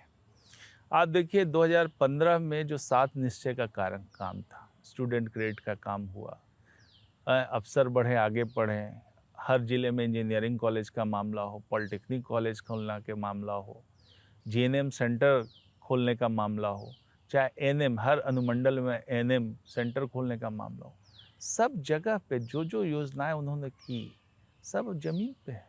आज देखिए बिहार में हर ज़िले में इंजीनियरिंग कॉलेज है, मेडिकल कॉलेज उसमें 5 की बात होती थी, आज देखिए कि 6 ओरिजिनल मेडिकल कॉलेज थे हमारे पास 2005 के पहले। उसके बाद 9 कॉलेज ऑलरेडी ज़मीन पे हैं, काम कर रहे हैं, और 20 कॉलेज में काम चल रहा है। तो इस तरह से आप सोचिए कि 20 + 15 35 कॉलेज का काम चल रहा है, 9-15 तो ज़मीन पे है। तो हर तरह की जो योजनाएं थी उसको ज़मीन पे उतारा है। हर घर नल का जल हम लोग अचीव किए हैं समय के साथ। कुछ जगह पे प्रॉब्लम है तो वहाँ पे दूर किया जा रहा है। हर घर बिजली का काम देखिए, 70 साल 75 साल सरकारें रही, कहाँ बिजली पहुँची थी, लेकिन नीतीश जी जो है 3 साल में हर घर तक बिजली पहुँचाए। आज बिहार में जाकर कहीं भी आप देख लीजिए कि हर जगह ना तो बिजली पहुँची है बल्कि अच्छी बिजली पहुँची है, और 20-22 घंटे बिजली आपको गांव में भी मिल जाएगा। शहरों में तो 24 घंटे की बात होती है। और एक दूसरी बात ये भी पहलू कि आपको सबसे सस्ती बिजली जो है बिहार अवेलेबल करा रहा है। सिंचाई के लिए मात्र जो है 60-65 पैसे में आपको बिजली मिल रही, 55 पैसे में बिजली मिल रही। तो हर तरह, हर तबके में जो जो काम हुए हैं वो ज़मीन पे उतरे हैं।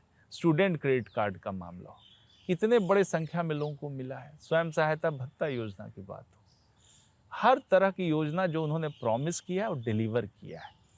और यही उनका ये विलक्षण प्रतिभा है, उनकी सोच है, उनके क्रेडिबिलिटी का कारण है। तो जो वो कहते हैं वो काम वो ज़मीन पे उतारते हैं। तो चाहे 15 की बात हो, 20 में हालांकि हम कहेंगे बहुत कोविड ने डिस्टर्ब किया, 2 साल तक काफ़ी योजनाओं के इम्प्लीमेंटेशन में, तो जितना भी है सब मैक्सिमम ज़मीन पे उतारने की बात हुई। सर, 2015 के 7 निश्चय योजना में था कि कॉलेज और यूनिवर्सिटीज़ में वाईफाई की बात। हमने इसके बाद कई जगहों पे फ़ोन किया, जो हमारे जूनियर्स हैं जो कहीं पढ़ रहे हैं उन यूनिवर्सिटीज़ में, तो उन लोगों ने बताया कि हमारे डिपार्टमेंट में नहीं है, हमारे कॉलेज में है तो ऐसा नहीं है, वैसा नहीं है। मतलब हम किस इम्प्लीमेंटेशन की जब बात करते हैं तो ऐसे करते हैं कि हर स्टूडेंट उस चीज़ को अच्छे से एक्सेस कर सके। तो यहाँ तो पटना यूनिवर्सिटी में नहीं है, मगध यूनिवर्सिटी के एन कॉलेज वगैरह में ये समस्या है। तो ये सब चीज़ें मतलब ग्राउंड पे उस तरीके से क्यों नहीं देखिए, एक योजना में हो सकता है कि वहाँ इम्प्लीमेंटेशन में कुछ दिक्कतें आई हों, लेकिन दूसरी बात आप देखिए कि अब जो है, जो जब से ये 4G और ये सब का मामला है, हम लोग अपना मोबाइल यूज़ करते हैं, कहाँ आपको आवश्यकता पड़ती है वाईफाई? इररिलेवेंट हो गया टेक्नोलॉजी। अब वाईफाई की बात वहाँ होती है जिस ऑफिस में काम करते हैं, वहाँ की वाईफाई की बात होती इसकी भी एक शिकायत है, दरभंगा हाउस है पटना यूनिवर्सिटी है। के हाँ, बगल हाँ, में। हाँ। उनके स्टूडेंट शिकायत कर रहे हैं कि यहाँ जैमर लगा रहता है, तो हमें तो वाईफाई की ज़रूरत पड़ेगी, कहाँ फ़ोन का पे नेटवर्क जैमर काम ही लगा नहीं रहता करता। है? दरभंगा हाउस में। दरभंगा हाउस गंगा किनारे नेटवर्क काम नहीं करता। अब उनकी शिकायत रहती है कि अब हम तो पीडीएफ डाउनलोड ही नहीं कर सकते वहाँ रहते हुए। मतलब गंगा किनारे गंगा बहुत किनारे यदि ऐसा है तो टावर लगाए जा सकते हैं, यदि उस सब कंपनियों से संपर्क किया जाए तो टावर लगाए जा सकते हैं। बट स्पेसिफिक यदि कहीं पे कोई दिक्कत उक्कत है तो इसका समाधान भी कर लिया जाएगा। जब इतना करके इंफ्रास्ट्रक्चर बना है उसमें छोटी छोटी दिक्कतें आ सकती है, मैं इस बात को मानता हूँ। लेकिन मोर और लेस देखिएगा कि अधिकांश योजनाएं ऐसा नहीं होगा कि फुल प्रूफ सारा चीज़ हुआ होगा, लेकिन कहीं कहीं दिक्कतें आएगी। लेकिन आप मैक्सिमम काम को देखिए कि ज़मीन पे उतरा है। सबसे बड़ा काम मुझे लगता है कि हर घर बिजली पहुंची है और इससे बिहार में व्यापक बदलाव हुआ है सब चीज़ में, क्योंकि आप मॉडर्न जो जितना लाइफस्टाइल है वो बिजली पे डिपेंडेंट है, इंडस्ट्री बिजली पे डिपेंडेंट है। तो सब चीज़ का जो वाहक है बिजली अब आई है, तो बहुत जीवन में बदलाव आया है लोग। सर इंडियन एक्सप्रेस का एक हेडलाइन है 2019 का, CM Nitish Kumar demands central status for Patna university, gets no response from PM Modi. हाँ, उस समय ये बात हुई थी, उस समय बात हुई थी, लेकिन उस समय ये उन्होंने नहीं समझा उचित और नहीं हो पाया। इसके बाद 3-4 मरतबा पीएम ने अलग अलग जगहों पे ये बात कही, नहीं मतलब मुख्यमंत्री नीतीश जी ने। देखिए, नीतीश कुमार जी पटना यूनिवर्सिटी के प्रोडक्ट रहे हैं, पढ़ाई उन्होंने आप की खुद भी रहे। मैं भी खुद रहा हूँ, मैं भी चाहता हूँ। लेकिन जब नहीं हुआ, पटना यूनिवर्सिटी का अपना गौरव है, अपनी पहचान है, और शुरू से ही जो उड़ीसा से कई जगहों से लोग आकर के यहाँ पे पढ़ाई करते थे, एक गौरवशाली इतिहास पटना यूनिवर्सिटी का रहा है। लोग चाहते हैं, हम लोग भी चाहते थे, लेकिन नहीं हुआ, नहीं हुआ। तो और सब जगहों पे काम हो रहा है, एम्स बन रहे हैं, अदर चीज़ हो रही है। तो सेंट्रल यूनिवर्सिटी साउथ में और नॉर्थ में दोनों सेंट्रल यूनिवर्सिटी बन चुकी है। नालंदा यूनिवर्सिटी जो हम लोग का है, वहाँ भी एक सेंट्रल यूनिवर्सिटी है। लेकिन मतलब पूरे गठबंधन में इतने महत्वपूर्ण सहयोगी हैं आप, ये चीज़ तो हो जानी चाहिए थी, जिसके लिए नीतीश जी को बार बार कहना पड़ रहा है। अब देखिए, वहाँ पे सहमति नहीं बन पाई तो इसमें हम क्या कह सकते हैं? मतलब आप डिमांड किन तो हमारा है, डिमांड तो हमारा रहा है। लेकिन फिर बात वही आती है कि कुछ अहर्ता ऐसे हैं जो आप पूरी नहीं कर पा रहे हैं, तो मतलब फिर तो स्टेट जिम्मेदार है इस चीज़ के लिए कि पटना यूनिवर्सिटी को आप इस लेवल पे क्यों नहीं पहुंचा पाए देखिए कि कई नैक को ये लगे कि ऐसी ग्रेडिंग दो कि वो सेंट्रल यूनिवर्सिटी का फिर स्टेटस देखिए मिल पाए। वो चीज़ें टेक्निकलिटीज़ है, मैं उसमें नहीं जाना चाहूँगा कि क्या वहाँ पे कितनी ज़मीन की आवश्यकता है, क्या क्या बिल्डिंगें बननी चाहिए, वहाँ पे है कि नहीं। क्योंकि पटना यूनिवर्सिटी एक ओल्ड यूनिवर्सिटी है, काफ़ी पुराना है, उनका सब कुछ है। वो स्टेटस देना नहीं देना वो केंद्र सरकार पे है, यहाँ पे है। यदि अर्हता पूरा करते हैं तो देंगे, तो ये कंसिडरेशन में होगा। लेकिन ये जो है कि अब वहाँ पर जो लिमिटेशन है जगह का, क्योंकि गंगा के किनारे है, आप बहुत एक्सपैंड उसको नहीं कर सकते, तो उस अर्हता के अनुसार यदि आता है तो आ जाएगा। सर 2015 का एक ट्वीट है नीतीश कुमार से, रवीश कुमार जी ने पूछा कि कौन सी एक ऐसी चीज़ है जिस पे आपको लगा कि आपने बेहतर काम आप नहीं कर पाए अपेक्षा के अनुरूप। तो उन्होंने कहा कि उच्च शिक्षा एक ऐसा क्षेत्र है जिस पे मैं जितना काम करना चाहता था उतना मैं नहीं कर पाया। अब 10 साल बीत चुके हैं, 2025 में कितनी संतुष्टि का भाव है कि मतलब जितना हमने सोच के रखा था उतना कर पाए?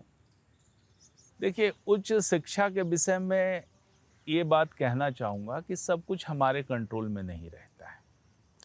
सरकार का दायित्व है फंड का अवेलेबल कराना, और जो डे टू डे एडमिनिस्ट्रेशन है चलना उस शिक्षा का, वो काम जो है वो उस शिक्षा का डे टू डे एडमिनिस्ट्रेशन आपका गवर्नर्स हाउस से संचालित होता है।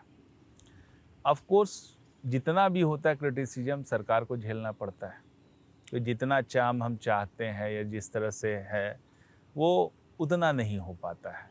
कई बार जो है उस पर तनातनी भी हुई है, बातें हुई हैं, लेकिन जो चाहते हैं उतना नहीं हो पाता है। कोशिश तो हम लोग पूरा करते हैं, लेकिन आप देखिए कि पहले का जो शिक्षा था जहाँ पे फंड की व्यापक कमी थी तरह तरह से, जो माननीय मुख्यमंत्री जी के पीरियड में जो शिक्षकों का वेतनमान हो या फिर यूनिवर्सिटी की फंडिंग हो, कहीं पे कोई दिक्कत आने नहीं दी उन्होंने।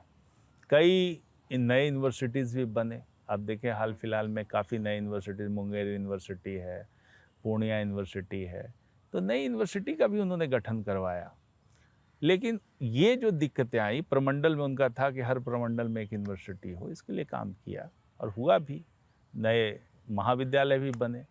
लेकिन सही बात कहते हैं कि जितनी हमारी ये है आकांक्षाएं हैं, वो तो हर चीज़ पूरा नहीं, तो जब आप कंट्रोल में रहते तो जितना कर पाते हैं और सब चीज़ आपके कंट्रोल में। सर, बिहार की यूनिवर्सिटीज़ से वो दाग कब धुलेगा कि 5-6 सालों में ग्रेजुएशन की डिग्री दी जा रही है? मतलब ये एक ऐसा चीज़ बहुत खटकता होगा ये अगर हमेशा आप देखिएगा कि जब मीटिंग होती है, जब भी यूनिवर्सिटीज़ के वाइस चांसलर की मीटिंग होती है, ये होती है, सीएम के सामने मैंने कई बार देखा है, हमेशा ये प्रायोरिटी में रहा कि भाई आप एकेडमिक कैलेंडर लागू करें, इसको करें। और इसमें यदि विलम्ब हो रहा है तो मुझे लगता है कि और इस पे जोर दे करके दोनों मिल करके, चाहे महामहिम राज्यपाल महोदय की तरफ से और हमारी तरफ से, दोनों तरफ से इस पे जोर लगा करके इसको ज़रूर जो है सेशन को रेगुलराइज करना चाहिए। और संभव है, हम लोग पूरी कोशिश करें कि इसमें पूरे शिद्दत के साथ सब लोग लगें और इसमें जो है सेशन को रेगुलराइज करें। सर, बिजली विभाग में आपने बहुत महत्वपूर्ण भूमिका निभाई और आपका दावा है कि 2018 तक आपने हर घर में बिजली पहुंचा दी थी। मतलब कितना सच था उस समय तक? देखिए, हम लोगों ने जो ये काम किया है, ये एक लंबे समय से किया हुआ काम है। 2012 में जब मैं आया था, 15 अगस्त की बात है, हम लोग सुन रहे थे गांधी मैदान में, माननीय मुख्यमंत्री जी बोल रहे थे, नीचे में ही हम थे, उड़ीसा से आए थे, और उन्होंने कहा कि भाई हम बिजली की स्थिति में सुधार लाएंगे और नहीं लाए तो हम वोट मांगने नहीं जाएंगे। हमको भी बड़ा आश्चर्य हुआ उस समय सुन करके कि मुख्यमंत्री जी इस तरह की बात क्यों बोल रहे हैं।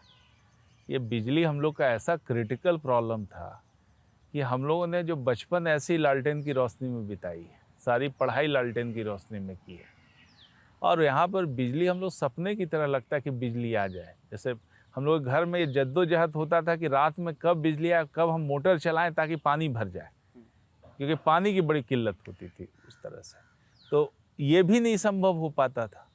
तो उस समय हम लोग बाल्टी से पानी ढो करके लाते थे, नल से, सार्वजनिक नल से या कुआं से ढो करके लाते थे, इस तरह के काम चलाते थे। तो बिजली में उन्होंने जब ये कथन कहा तो हमको बड़ा आश्चर्य हुआ कि कोई भी मुख्यमंत्री इस तरह की बात नहीं करता है कि भाई कि हम ये काम कर देंगे, नहीं करेंगे तो हम आपसे वोट मांगने नहीं जाएंगे। तो बड़ा खुला चुनौती है, और उस समय से मात्र 3 साल बचा हुआ था 15 में चुनाव का। तो आपने देखा कि भाई कि 3 साल में कितना मेहनत उन्होंने किया, कितना डायरेक्शन दिया। तो उस समय से काम शुरू हुआ, और मैं 2015 में मैं बिजली कंपनी में एमडी बना हूँ। तो 2015 में काफ़ी काम उस समय जो हुआ, बहुत तेज़ पेस पे चल रहा था, सब जगह ग्रिड बनाने का काम, पावर प्लांट लगाने का काम, इस तरह का काम चल रहा था। काफ़ी मेहनत हुई, गांव तक हम 2015 तक पहुंच गए थे। लेकिन घर की बात हुई, जो उन्होंने 7 निश्चय में कमिट किया था, गांव तक हम पहुंचे थे, लेकिन घर घर की बात नहीं हुई थी। लेकिन उन्होंने 7 निश्चय में उन्होंने कहा कि घर घर तक पहुंचाएंगे। तो उनका ही एम्फेसिस था कि पहले आप सर्वे कीजिए कि कहाँ कहाँ पे लोग छूटे हुए हैं। तो पहले पूरे बिहार में हर घर का सर्वे हुआ कि कौन सा घर बिजली से जुड़ा हुआ नहीं है, और सर्वे के आधार पर हम लोगों ने घरों को जोड़ा, और टारगेटेड वे में 2018 अक्टूबर को हर घर तक बिजली पहुंचाई। जहां जंगल था उस इलाके में सोलर से, जहां दियारा था वहां भी सोलर से, किसी तरह से बिजली ले जा करके वहां तक घरों में पहुंचाया गया। एक बहुत बड़ा चैलेंज था। ठीक है सर, अब मैं एक उदाहरण देता हूँ। 2018 अक्टूबर में सौभाग्य योजना क्लोज कर दिया गया, ये कहते हुए कि हर घर बिजली पहुंच गई। मुख्यमंत्री और प्रधानमंत्री एक मंच से हमेशा मतलब ये बात कहते रहे।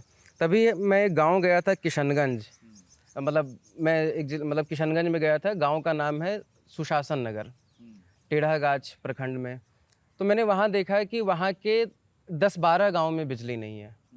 तो उसके बाद हमने उस पर रिपोर्ट की, और रिपोर्ट करने के बाद चूँकि आपके जो ऊर्जा मंत्री थे विजेंद्र प्रसाद यादव, उनके एक सहयोगी फेसबुक पे हमसे जुड़े हुए थे। जब उन्होंने रिपोर्ट देखा तो उसके बाद सिर्फ 1 महीने के भीतर मतलब उस पर एक्शन हुआ, मतलब बिजली वहाँ पे लाई गई।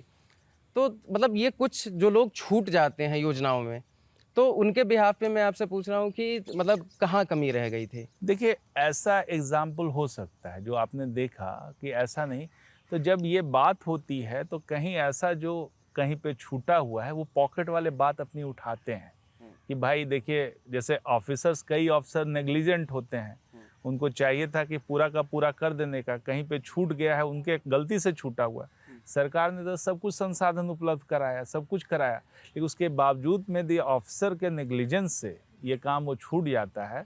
तो कभी ऐसी बात आती है जैसे आपने इस मामले को उठाया, ये कोई भी उठा सकता है, जनप्रतिनिधि उठा सकते हैं, कोई और ऑफिसर उठा सकता है, कोई भी उठा सकता है। उससे यदि सूचना प्राप्त होती तो उसको करेक्ट कर लिया जाता है जहाँ भी। तो ऐसे हो सकता है कि उस समय जो घोषणा हुई उसके बाद भी कुछ पॉकेट छूटे होंगे, उस पर काम हुआ होगा। और होता है कहीं भी, जब राज्य स्तर की व्यापक बात होती है तो कहीं कहीं इस तरह से यदि होता है तो उसको फिर से हम लोग करेक्ट कर लेते हैं, रेक्टिफाई होता है। ये हमेशा सरकारी योजनाओं में देखिएगा, ये जो छूटने का है या कुछ रहने का, ये रहता है। इतने सारे अधिकारी हैं, इतना पूरा सिस्टम, उसमें कुछ ना कुछ गलतियां रह जाती हैं, उसको फिर से जैसी नज़र में आता है उसको करेक्ट कर लिया जाता है। सर बीते 3-4 सालों में इतनी सरकारी नौकरियों की भर्ती हुई, शिक्षक भर्ती हुई बीपीएससी के थ्रू, लेकिन पेपर लीक भी उतने ही ज़्यादा हुए। तो एक बड़ी निराशा है अब अभ्यर्थियों में कि वो अगर अपना 100% दे भी दें, मतलब वो अपना पूरा बेस्ट भी कर दें, तो भी उनमें ये भरोसा नहीं है कि सरकार उसको सही तरीके से इम्प्लीमेंट करेगी और उन्हें वो नौकरी मिल पाएगी। ये भरोसा कब तक आ पाएगा उनके अंदर? देखिए, ये कहना कि हर जगह पे पेपर लीक, देखिए ये गिरोह पहले से काम करता रहा है, किया है। अब उसको और पास्ट नहीं, मतलब वो जो पास हुआ है, आप देखिए, हम लोगों ने बीपीएससी की मदद से 2,38,000 टीचरों की बहाली की। ये छोटा संख्या नहीं है, 2,38,000 शिक्षकों की बहाली की। उसके बाद विशेष परीक्षा लेकर के करीब करीब 2.5 लाख टीचरों को और भर्ती किया गया। मुझे नहीं लगता कि इसमें कहीं भी फिर इस तरह की बात उभरी। सब जगह पे आप कहीं भी जाइए, टीचर्स का ये सब जो है, आप डेटा ले लीजिए, मैं आपको कहूँगा, आप खुद पत्रकारिता में आप खबर ले लीजिए, आप सब जगह पे देखेंगे कि फेयर सिस्टम के तहत ये काम हुआ है। होता यह कि जब भी ये सूचना मिलती है, जब भी जैसे कोई हुआ, एक घटना हुई थी जिसमें लोगों ने हंगामा किया और हंगामा करने के बाद उसका पेपर लीक डिक्लेयर किया, वो टेक्निकली पेपर लीक था ही नहीं, और उसके बाद फिर कोर्ट गए, सब कुछ गया, उसके बाद फिर एग्ज़ाम हुआ। अब देखिए, उस हंगामे के बाद में एग्ज़ाम हुआ और सब लोग जो है एग्ज़ाम में अपीयर हुए।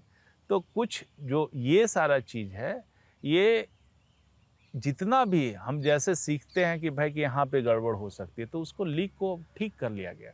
आप सोचिए, बिहार विद्यालय परीक्षा समिति का एक समय एक बड़ा सा उसका आया था कि भाई कि चढ़ चढ़ के एग्ज़ाम दिलवा रहे थे।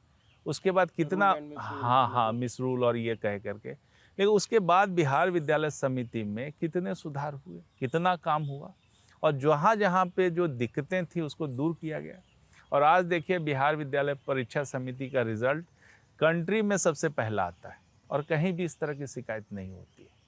तो ये जो है सिस्टम को बराबर, क्योंकि जो लूपहोल निकालने वाले रहते हैं वो भी लगातार लगे रहते हैं कि कैसे हम इस कहीं भी कोई चीज़ को हम एक्सप्लॉइट कर लें, और ये चीज़ों को हम लोगों को कैसे करेक्ट करना है, इसके लिए भी जान कि टेक्नोलॉजी नई नई आती रहती है, नई टेक्नोलॉजी का इस्तेमाल करते हैं, कहाँ से कर सकते हैं, तो उस पर ध्यान रखना, उसको बराबर सुधार करते रहना, उससे आगे बढ़ना। चोर जैसे चोरी करने के लिए है, तो जो पुलिस है उसको पहले से ही पता रहना चाहिए कि इस तरह से हो सकता है, इस पे काम करते रहना। ये बराबर की जंग है, और मुझे लगता है कि अभी जो इस तरह का कोई बात नहीं है। जहाँ भी परीक्षा हुआ, यदि सूचना मिल गई कि परीक्षा में पेपर लीक हो, कैंसिल करके फिर से एग्ज़ाम लिया गया है। सर सरकार पे ये आरोप लगे, ये सही बात है कि आपने जब भी ये सब आरोप लगे तो परीक्षाएं कैंसिल की गई, लेकिन इस बार सरकार पे आरोप लगे कि चूंकि चुनावी साल था और यहाँ पे एक स्टेप पीछे लेना मतलब कि सरकार की इमेज को एक बड़ा डेंट लगता है, इसलिए बीपीएससी की परीक्षा मतलब नहीं, एकदम रिजिड हो गई वहाँ नहीं, सरकार। नहीं, नहीं, ऐसी बात नहीं है। ये एग्ज़ाम बीपीएससी ले रही थी, और हमेशा सरकार जो है स्टूडेंट का लार्जर हितों की चिंता करती है, हमेशा, कि भाई कि कैसे हम स्टूडेंट का, क्योंकि इतनी हम नियुक्तियां कर रहे हैं, इतने लोगों को जॉब दे रहे हैं, सरकार जो है जो प्रॉमिस की है उसको पूरा करना है, तो हमको जल्दी से पूरा करना है, क्योंकि वो भी चैलेंज हमारे पास था। तो दूसरी बात आप कह रहे हैं कि भाई कि नहीं डेंट लगता और ये लगता, ऐसी बात नहीं है कि हम पीछे हट गए। पीछे हटने की बात ही नहीं, जहाँ भी हुआ ऐसा लगा परीक्षा कैंसिल हुई। जब और सब परीक्षाएं कैंसिल हुई थी तो इसमें क्या दिक्कत थी। लेकिन जब जब पूरा स्थिति का आकलन किया गया, समीक्षा की गई और बाद में उसको कोर्ट ने भी माना, तब ये बात हुई। ऐसी कोई बात, फिर सारे लोग परीक्षा में, अब कुछ लोगों का पनिशमेंट आप पूरे सिस्टम को, सारे स्टूडेंट को नहीं ना दे सकते हैं। कुछ लड़कों ने गलतियां की, उसकी सजा पूरे स्टूडेंट कम्युनिटी क्यों भुगते। सबने तैयारी की है तो अननेसेसरली किसी को हैरास करने का, सरकार अपने युवाओं के साथ है भाई। बिहार सरकार क्यों अपने युवाओं के खिलाफ रहेगी। हम अपने बच्चों को, हम अपने युवाओं को और रोजगार में मौका दे रहे हैं, तो इसमें कहाँ विरोधाभास है। वो हमारे युवा हैं, बिहार के युवा हैं, कोई हम लोग दूसरा थोड़ी हैं। सर एक छोटा सा किस्सा सुनाता हूँ और उससे फिर एक सवाल निकल कर आएगा। एक बार रघुवीर सहाय पटना आए और उन्होंने इच्छा व्यक्त की कि वो कर्पूरी ठाकुर से मिलना चाहते हैं। तो जिस रिक्शे पे वो बैठ के आ रहे थे, तो रिक्शे वाले से उन्होंने बोला कि हम कर्पूरी ठाकुर से मिलना चाहते हैं, कैसे अपॉइंटमेंट होगा। तो रिक्शे वाले ने कहा कि अपॉइंटमेंट की कोई ज़रूरत नहीं है, मुख्यमंत्री तो ऐसे ही मिल लेते हैं, चलिए हम आपको मिला देते हैं। और वो रिक्शा वाला उनको ले गया और मुख्यमंत्री से मिलाया। आज के जो मुख्यमंत्री हैं नीतीश कुमार, वो कर्पूरी ठाकुर के सबसे अच्छे शिष्यों में से एक हैं। जब कोटा विद इन कोटा का जब संशोधन करना था या उनको स्टडी करने के लिए दिया गया कि तुम देखो और बताओ, तो एक ये सेट कर रखा था कर्पूरी ठाकुर ने कि कोई भी आम आदमी ऐसे आके मिल सकता है। अब ये आरोप लगते हैं कि मंत्री विधायकों के लिए भी मतलब उनसे मिलना इतना सहज नहीं है।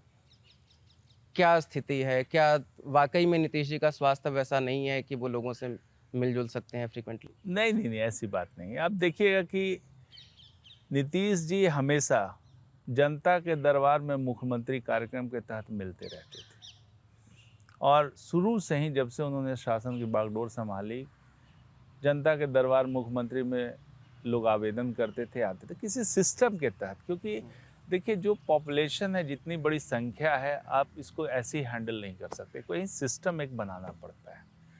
पहले की बात है जब इतना पब्लिक प्रेशर नहीं रहता था, इतनी योजनाएं नहीं चलती थी, तो लोगों का इतना प्रेशर नहीं था मिलने मिलाने, शौकिया भी लोग मिलते थे।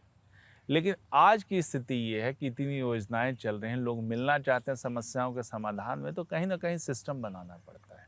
और चाहे यहाँ सुरक्षा के दृष्टिकोण से भी हो या सब तरह के दृष्टिकोण से, सुरक्षा कर्मी ही मना करते हैं कि भाई आप एक लेवल तक, आपको अपनी सुरक्षा, अपनी नहीं उनकी टेंशन है। आज देखिए प्राइम मिनिस्टर होते हैं, आपके विभिन्न राज्यों के मुख्यमंत्री होते हैं, सब जगह पे सुरक्षा एक प्रायोरिटी है। तो मतलब ये एक परसेप्शन बिल्ड किया जा रहा है नहीं, ये परसेप्शन कि मतलब नीतीश जी अब नहीं मिल सकते? नहीं, कहाँ मिलते हैं भाई। अभी देखिए कुछ दिन पहले की बात है, अपने जो कार्यकर्ता से, 350 कार्यकर्ता से कभी भी चले जाते हैं, पार्टी ऑफिस में मिल लेते हैं। तो जहाँ भी उसका ये डिस्ट्रिक्ट में घूमने जाते हैं, लोगों से इंटरेक्ट कर लेते हैं। तो ऐसा नहीं है, किसी न किसी तरह से लोगों से इंटरेक्शन में रहते हैं। जब आप जिला जाते हैं, वहाँ पर विभिन्न जगहों पे, तो लोग मिलते हैं, अपनी बात कहते हैं कि भाई ये किया जाए, आवेदन देते हैं। तो लोग अपनी बात भी कहते हैं, आवेदन भी देते हैं। उनसे ग्राउंड का जो समस्या है, हमेशा सीएम कहते हैं भाई सबका आवेदन ले लीजिए। उसके बाद उसकी स्टडी होती है, क्या प्रॉब्लम है, क्या जेनरिक नेचर का प्रॉब्लम है या स्पेसिफिक प्रॉब्लम है, तो उसका फिर स्टडी करके उन्होंने समस्याओं का कैसे समाधान किया जा सके, इस पे काम किया है। आप देखिए कि लोक शिकायत निवारण अधिनियम बनाया, तो इसी के लिए बनाया कि भाई सारे लोग नहीं पहुंच सकते, तो लोगों का ग्रीवेंस जो है लोकली कैसे दूर हो, उसके लिए ना लोक शिकायत निवारण अधिनियम बनाया। वहाँ पर ऑफिसर नियुक्त किए गए, हियरिंग होती है, सब कुछ ट्रांसपेरेंसी मेंटेन की जाती है, बहुत समस्याओं का समाधान लोकल ही हो जाता है।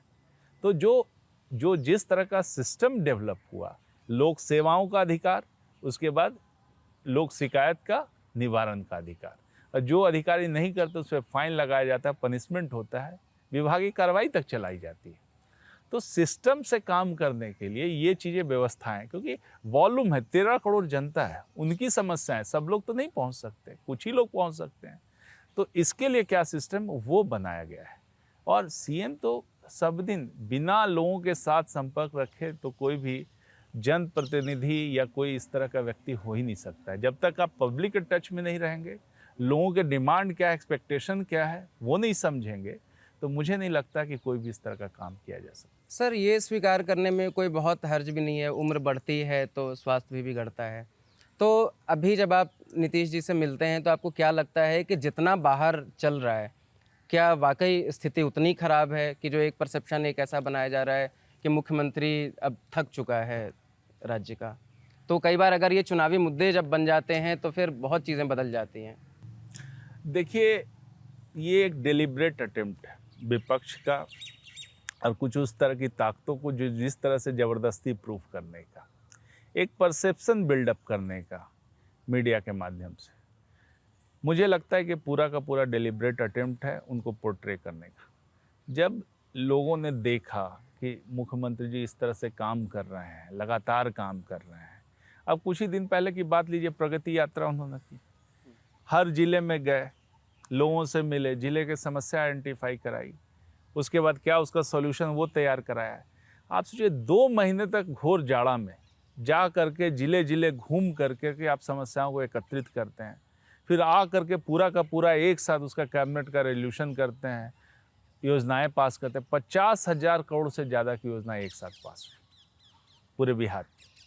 आप सोच सकते हैं कि कोई जैसे है जो इस तरह से कमज़ोर व्यक्ति ये काम कर सकता है। सबकी मॉनिटरिंग हो रही है, सारे काम चल रहे हैं।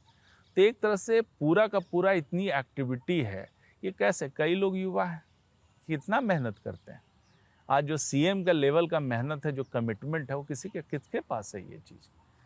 लोग, जनता इसको देखती है। तब जब आप देख रहे हैं कि मेहनत में आप, टैलेंट में आप मुकाबला नहीं कर सकते, तो भाई किसी तरह से व्यक्तिगत रीजन बता करके कुछ बोलना शुरू कर दो। कहीं भी आप जा करके कोई एक काम, कोई एक शब्द यदि कहीं फिसलन हो जाए तो उसको आप हाईलाइट करते रहते हैं।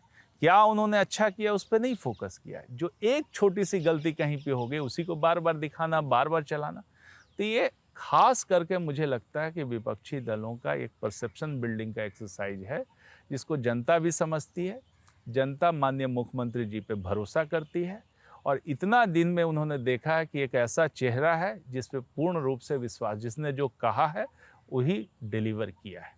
तो इस पे ये मानना पड़ेगा कि भाई जो चर्चाएं हैं निरर्थक है, ज़बरदस्ती का अटैक है और ये व्यक्तिगत अटैक है। आप काम के विषय पे अटैक नहीं कर रहे हैं, आप व्यक्तिगत अटैक कर रहे हैं और इसका कोई रेलिवेंस नहीं है। जनता इस बात को समझती है, मुख्यमंत्री जी पे भरोसा करती है, तो इन सब चीज़ों का कोई असर नहीं, वो काम देख रही है। जिस तरह से योजनाएं की घोषणा हुई है, 400 से पेंशन बढ़ा करके 1100 किया गया है, महिलाओं के लिए काम हो रहा है, तो हर तरह का योजना चल रही है और मुख्यमंत्री बीमार है। वाह, ये कहाँ का मतलब है? ये तो विडंबना है ना भाई। सारा का प्रॉब्लम का सॉल्यूशन निकल रहा है, युवा के लिए आयोग बन रहा है, युवाओं के लिए काम हो रहा है और उसके लिए उसके बाद कहते हैं भाई कि आप ऐसे ही बीमार हैं। तो भाई ये तो जनता को खुद इसको जज करना पड़ेगा। सर, 16 मई 2025 को पटना हाई कोर्ट ने एक फ़ैसला सुनाया। इसमें एक महिला का मकान सील कर दिया गया था क्योंकि उनके यहाँ से 1 लीटर शराब बरामद हुआ। तो हाई कोर्ट ने कहा कि ये विधि सम्मत नहीं है। आपको क्या लगता है कि जिस तरीके से कार्रवाइयाँ हो रही हैं या जो भी चीज़ें पाई जा रही हैं, चाहे वो जहरीली शराब से लोगों की मौत हो या फिर जिस तरीके से 1 महीने पहले एसएसपी ऑफिस में एक जगह शराब की कई सारी बोतलें मिली, तो अब ये सरकार को कहीं न कहीं ये मान लेना चाहिए कि शराबबंदी पूर्ण रूप से सफल नहीं हो सकती। और जैसे तब हुआ कि वक्त की मांग थी कि शराबबंदी लागू की जाए और अब जब सरकार को एहसास हो जाए कि नहीं, ये हो नहीं पाएगा, तो वापस लेने। देखिए, कोई भी कानून लागू होता है, शराबबंदी का कानून बना है 2015 में, 16 में इसको लागू किया गया। किसी भी कानून का एक सामाजिक समस्या है, शराब की समस्या जो है एक सामाजिक समस्या है और इसका जो है, जो एक कानून लगा करके इसको हम लोगों ने कोशिश की है कि जनता के हित में, लोगों के हित में, महिलाओं के हित में, बच्चों के हित में। जो शराबबंदी लागू हुई थी वो किस लिए लागू हुई थी, इसको समझना पड़ेगा। जिस समय एक समय था कि हम लोग ने बेवरेज कॉरपोरेशन के माध्यम से यहाँ पर बहुत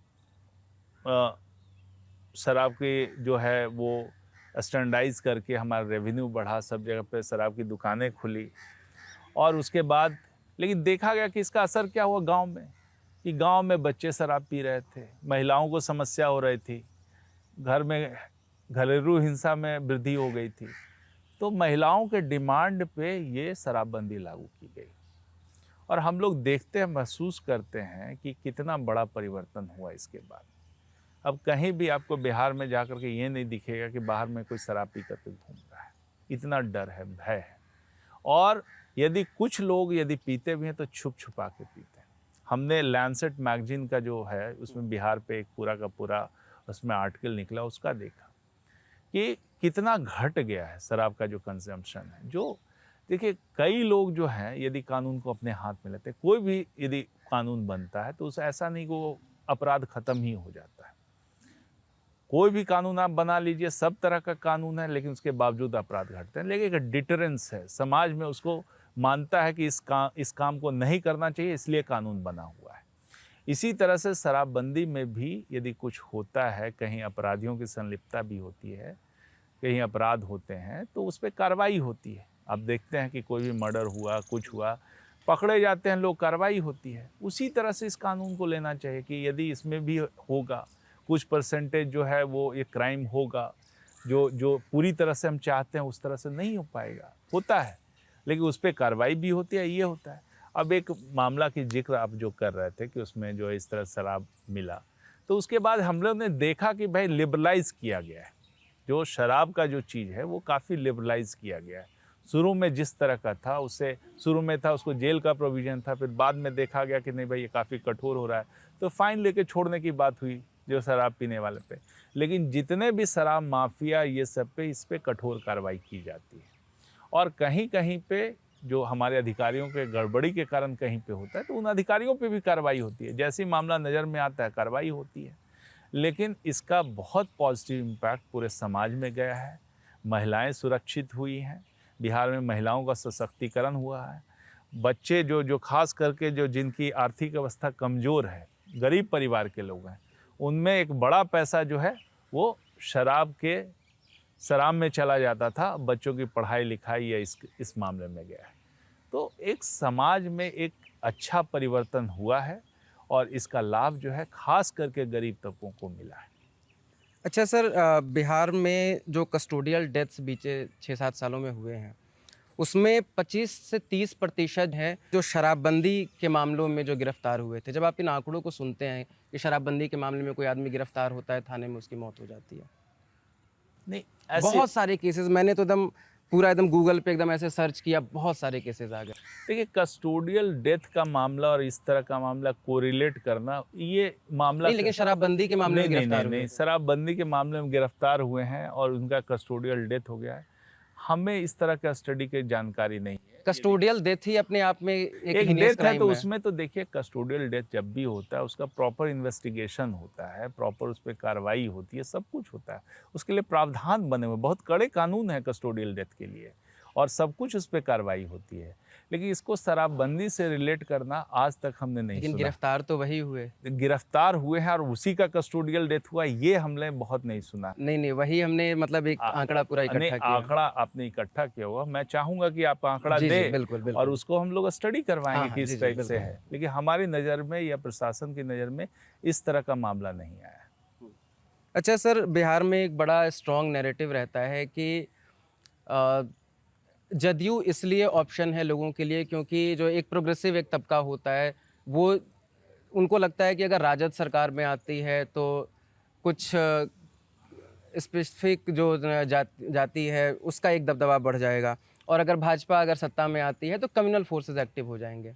तो आपको क्या लगता है कि मतलब नीतीश कुमार को लेके जो ये जब परसेप्शन बिल्ड हुआ है, वो इस बार भी वैसा काम करेगा? देखिए, नीतीश जी का काम लोगों ने, बिहार के लोगों ने देखा है। जो बदलाव है वो बिहार के लोगों ने महसूस किया है। आप नीतीश जी के काम का देखें, 2005 से हर क्षेत्र में देखिएगा तो काम किया है, बहुत पॉजिटिव वर्क हुआ है और इंडिकेटर्स इसका सपोर्ट करते हैं जितना भी है। आप सोचिए कि जब शुरुआत हुई थी तो हम लोग का जीडीपी मात्र 1 लाख करोड़ के आसपास था, आज वही जो है 8 लाख करोड़ से ऊपर चला गया है। ग्रोथ रेट हम लोग जो मेंटेन किया है, 11% से करीब करीब ग्रोथ रेट हम लोगों ने मेंटेन किया है। हमारा बेस चूँकि इतना पीछे था कि हम जो चाहते थे जिस तरफ से, उस तरह से हो नहीं पाया। लेकिन फिर भी देखिए एक पॉजिटिव मोमेंटम। आप 2005 के पहले का ग्रोथ रेट देखिए तो 2.9% है, और उससे पहले 5 साल का देखें तो 0% ग्रोथ रेट है। तो इसके अगेंस्ट में जो 11%, 12%, 14% का ग्रोथ रेट लाना एक बड़ी बात होती है, एक मोमेंटम को कायम करने की बात होती है। ग्रोथ रेट और इस तरह का ये बताता है कि आपकी जो व्यवस्था है वो सही डायरेक्शन में जा रही है। लोग ग्रो कब करते हैं? जब लोग इन्वेस्टमेंट करते हैं, लोग अपना पूंजी धंधा उद्योग लगाते हैं और उसके साथ वो आगे बढ़ते हैं। तो इस तरह से बिहार में देखा तो एक पॉजिटिव डायरेक्शन में लोग जा रहे हैं। जितना भी इंफ्रास्ट्रक्चर का काम हुआ, सड़क, बिजली, पानी, इस तरह का काम हो गया है। आप देखिए कि बिजली से जो बदलाव आए हैं, अब एक नई व्यवस्था का जन्म हो रहा है। इतना तरह से, सब तरह से जो बिजली का प्रचार हुआ, ये हुआ, प्रसार हुआ, उससे क्या हुआ है कि हर जगह पे उद्योग की तैयारी हो गई है। छोटे उद्योग, और ये उद्योग कुछ खास जगह पे नहीं है, पूरे बिहार में फैल रहे हैं। इथेनॉल की फैक्ट्रियाँ लगी हैं, आपका बिहटा और मुजफ्फरपुर में इस तरह का अपैरल और लेदर का प्लांट लग रहा है। आपका देखिए फूड प्रोसेसिंग की कई इंडस्ट्रीज़ आ गई है, सीमेंट उद्योग लग रहा है, तरह तरह का उद्योग जो है कि हलचल हुई है। तो हमारा मानना है कि जिस तरह से हम लोगों ने काम किया, एक फाउंडेशन स्टोन रखा है, इस पे अब बड़ी इमारत तैयार होने वाली है। एक लॉन्चिंग पैड बिहार के लिए तैयार हो गया है। अब आगे इंडस्ट्रियलाइजेशन का माहौल चलेगा, अर्बनाइजेशन पे काम होना है। तो हर तरह से बिहार तैयार है, और यही मोमेंटम हम कैरी करते रहें तो बिहार काफ़ी आगे बढ़ेगा, एक उज्जवल भविष्य की तरफ बढ़ेगा। बिहार के युवाओं का, छात्रों का, महिलाओं का, सब तरह से प्रोग्रेस आगे एक सुंदर भविष्य की ओर कैसे बढ़े, इसके लिए पूरी तैयारी है। माननीय मुख्यमंत्री जी इसके लिए पूरा काम कर रहे हैं। हमारे एनडीए की सरकार पूरा इस पे काम कर रही है। सर, जनवरी 2024 में जब नीतीश कुमार ने पाला बदला था, तो कोई बहुत बड़ा कोई ऐसा कारण था नहीं, मतलब पॉलिटिकल ही उसको देखा गया कि वो संयोजक बनना चाहते थे इंडिया ब्लॉक के। तो आप कहते हैं कि आप स्टेट के इंटरेस्ट को, स्टेट को प्रोटेक्ट करने के लिए कभी आप इधर जाते हैं, कभी आप उधर जाते हैं, लेकिन एक बार तो पॉलिटिकल एम्बिशंस पूरा करने के लिए ऐसा लग रहा था कि जाने वाले हैं। नहीं, देखिए इसको इंटरप्रेट इस तरह से किया गया, लेकिन सच्चाई ये है कि नीतीश कुमार जी अपनी नीतियों के साथ चलते हैं, और उनके लिए बिहार सबसे सुप्रीम रहा है। उन्होंने बिहार को जिया है, पिछले 20 वर्षों से आप देख लें तो बिहार को जिया है। सुबह शाम बिहार के लिए काम किया। इतने लंबे समय तक कोई व्यक्ति मुख्यमंत्री रहे, इतिहास में कम ही ऐसे उदाहरण मिलते हैं, और बिहार के इतिहास में तो कम ही आपने ऐसे 2 मुख्यमंत्री का काम किया। और इन लोगों का है, कमिटमेंट रहता है, बिहार के साथ इनका कमिटमेंट है। मैंने इतना दिन काम किया उनके साथ, तो मैंने ये महसूस किया है उनका कमिटमेंट है लोगों के प्रति कि भाई कि बिहार को।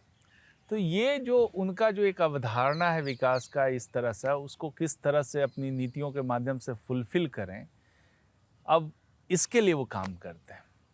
बिहार का सामाजिक या राजनीतिक ये रियलिटी है, जो जटिलताएं हैं समाज में, गठबंधन आवश्यक है। अब इनको हम किस तरह से गठबंधन के माध्यम से, किस तरह से हम अपने जो विचार हैं, विज़न को किस तरह से इम्प्लीमेंट करें, ये नीतीश जी की प्रायोरिटी रही है। और इसी क्रम में बिहार के हितों को ध्यान में रखते हुए किस तरह से हम इसको ले जाना चाहते हैं, उस हिसाब से जहाँ भी जो आवश्यकता पड़ी है गठबंधन किया है।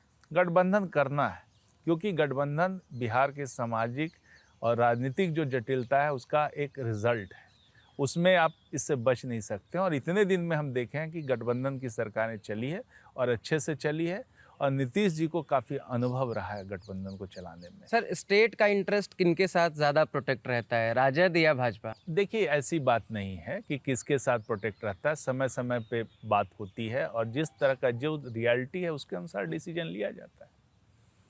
अच्छा सर, आपकी तरह ही एक और अधिकारी रहे थे सजातीय जिले से ही। ऐसा कहा जाता है कि नीतीश कुमार, ऐसे तो पॉलिटिक्स उनकी शुरू हुई कास्ट एग्नोस्टिक पॉलिटिक्स की बात करते हुए, लेकिन जब आप लोग उनके इतने इर्द गिर्द रहते हैं और कहा जाता है कि जैसे उनको माना जा रहा था एक उत्तराधिकारी के तौर पे, उत्तराधिकारी शब्द थोड़ा कचोटता है, लोकतंत्र है। उत्तराधिकारी तो सही में लोकतंत्र में एक हास्यास्पद विषय है।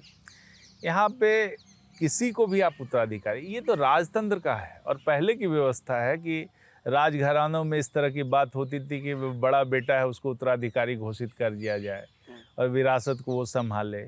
लेकिन आजकल लोकतंत्र में ये कहाँ बात उठती है।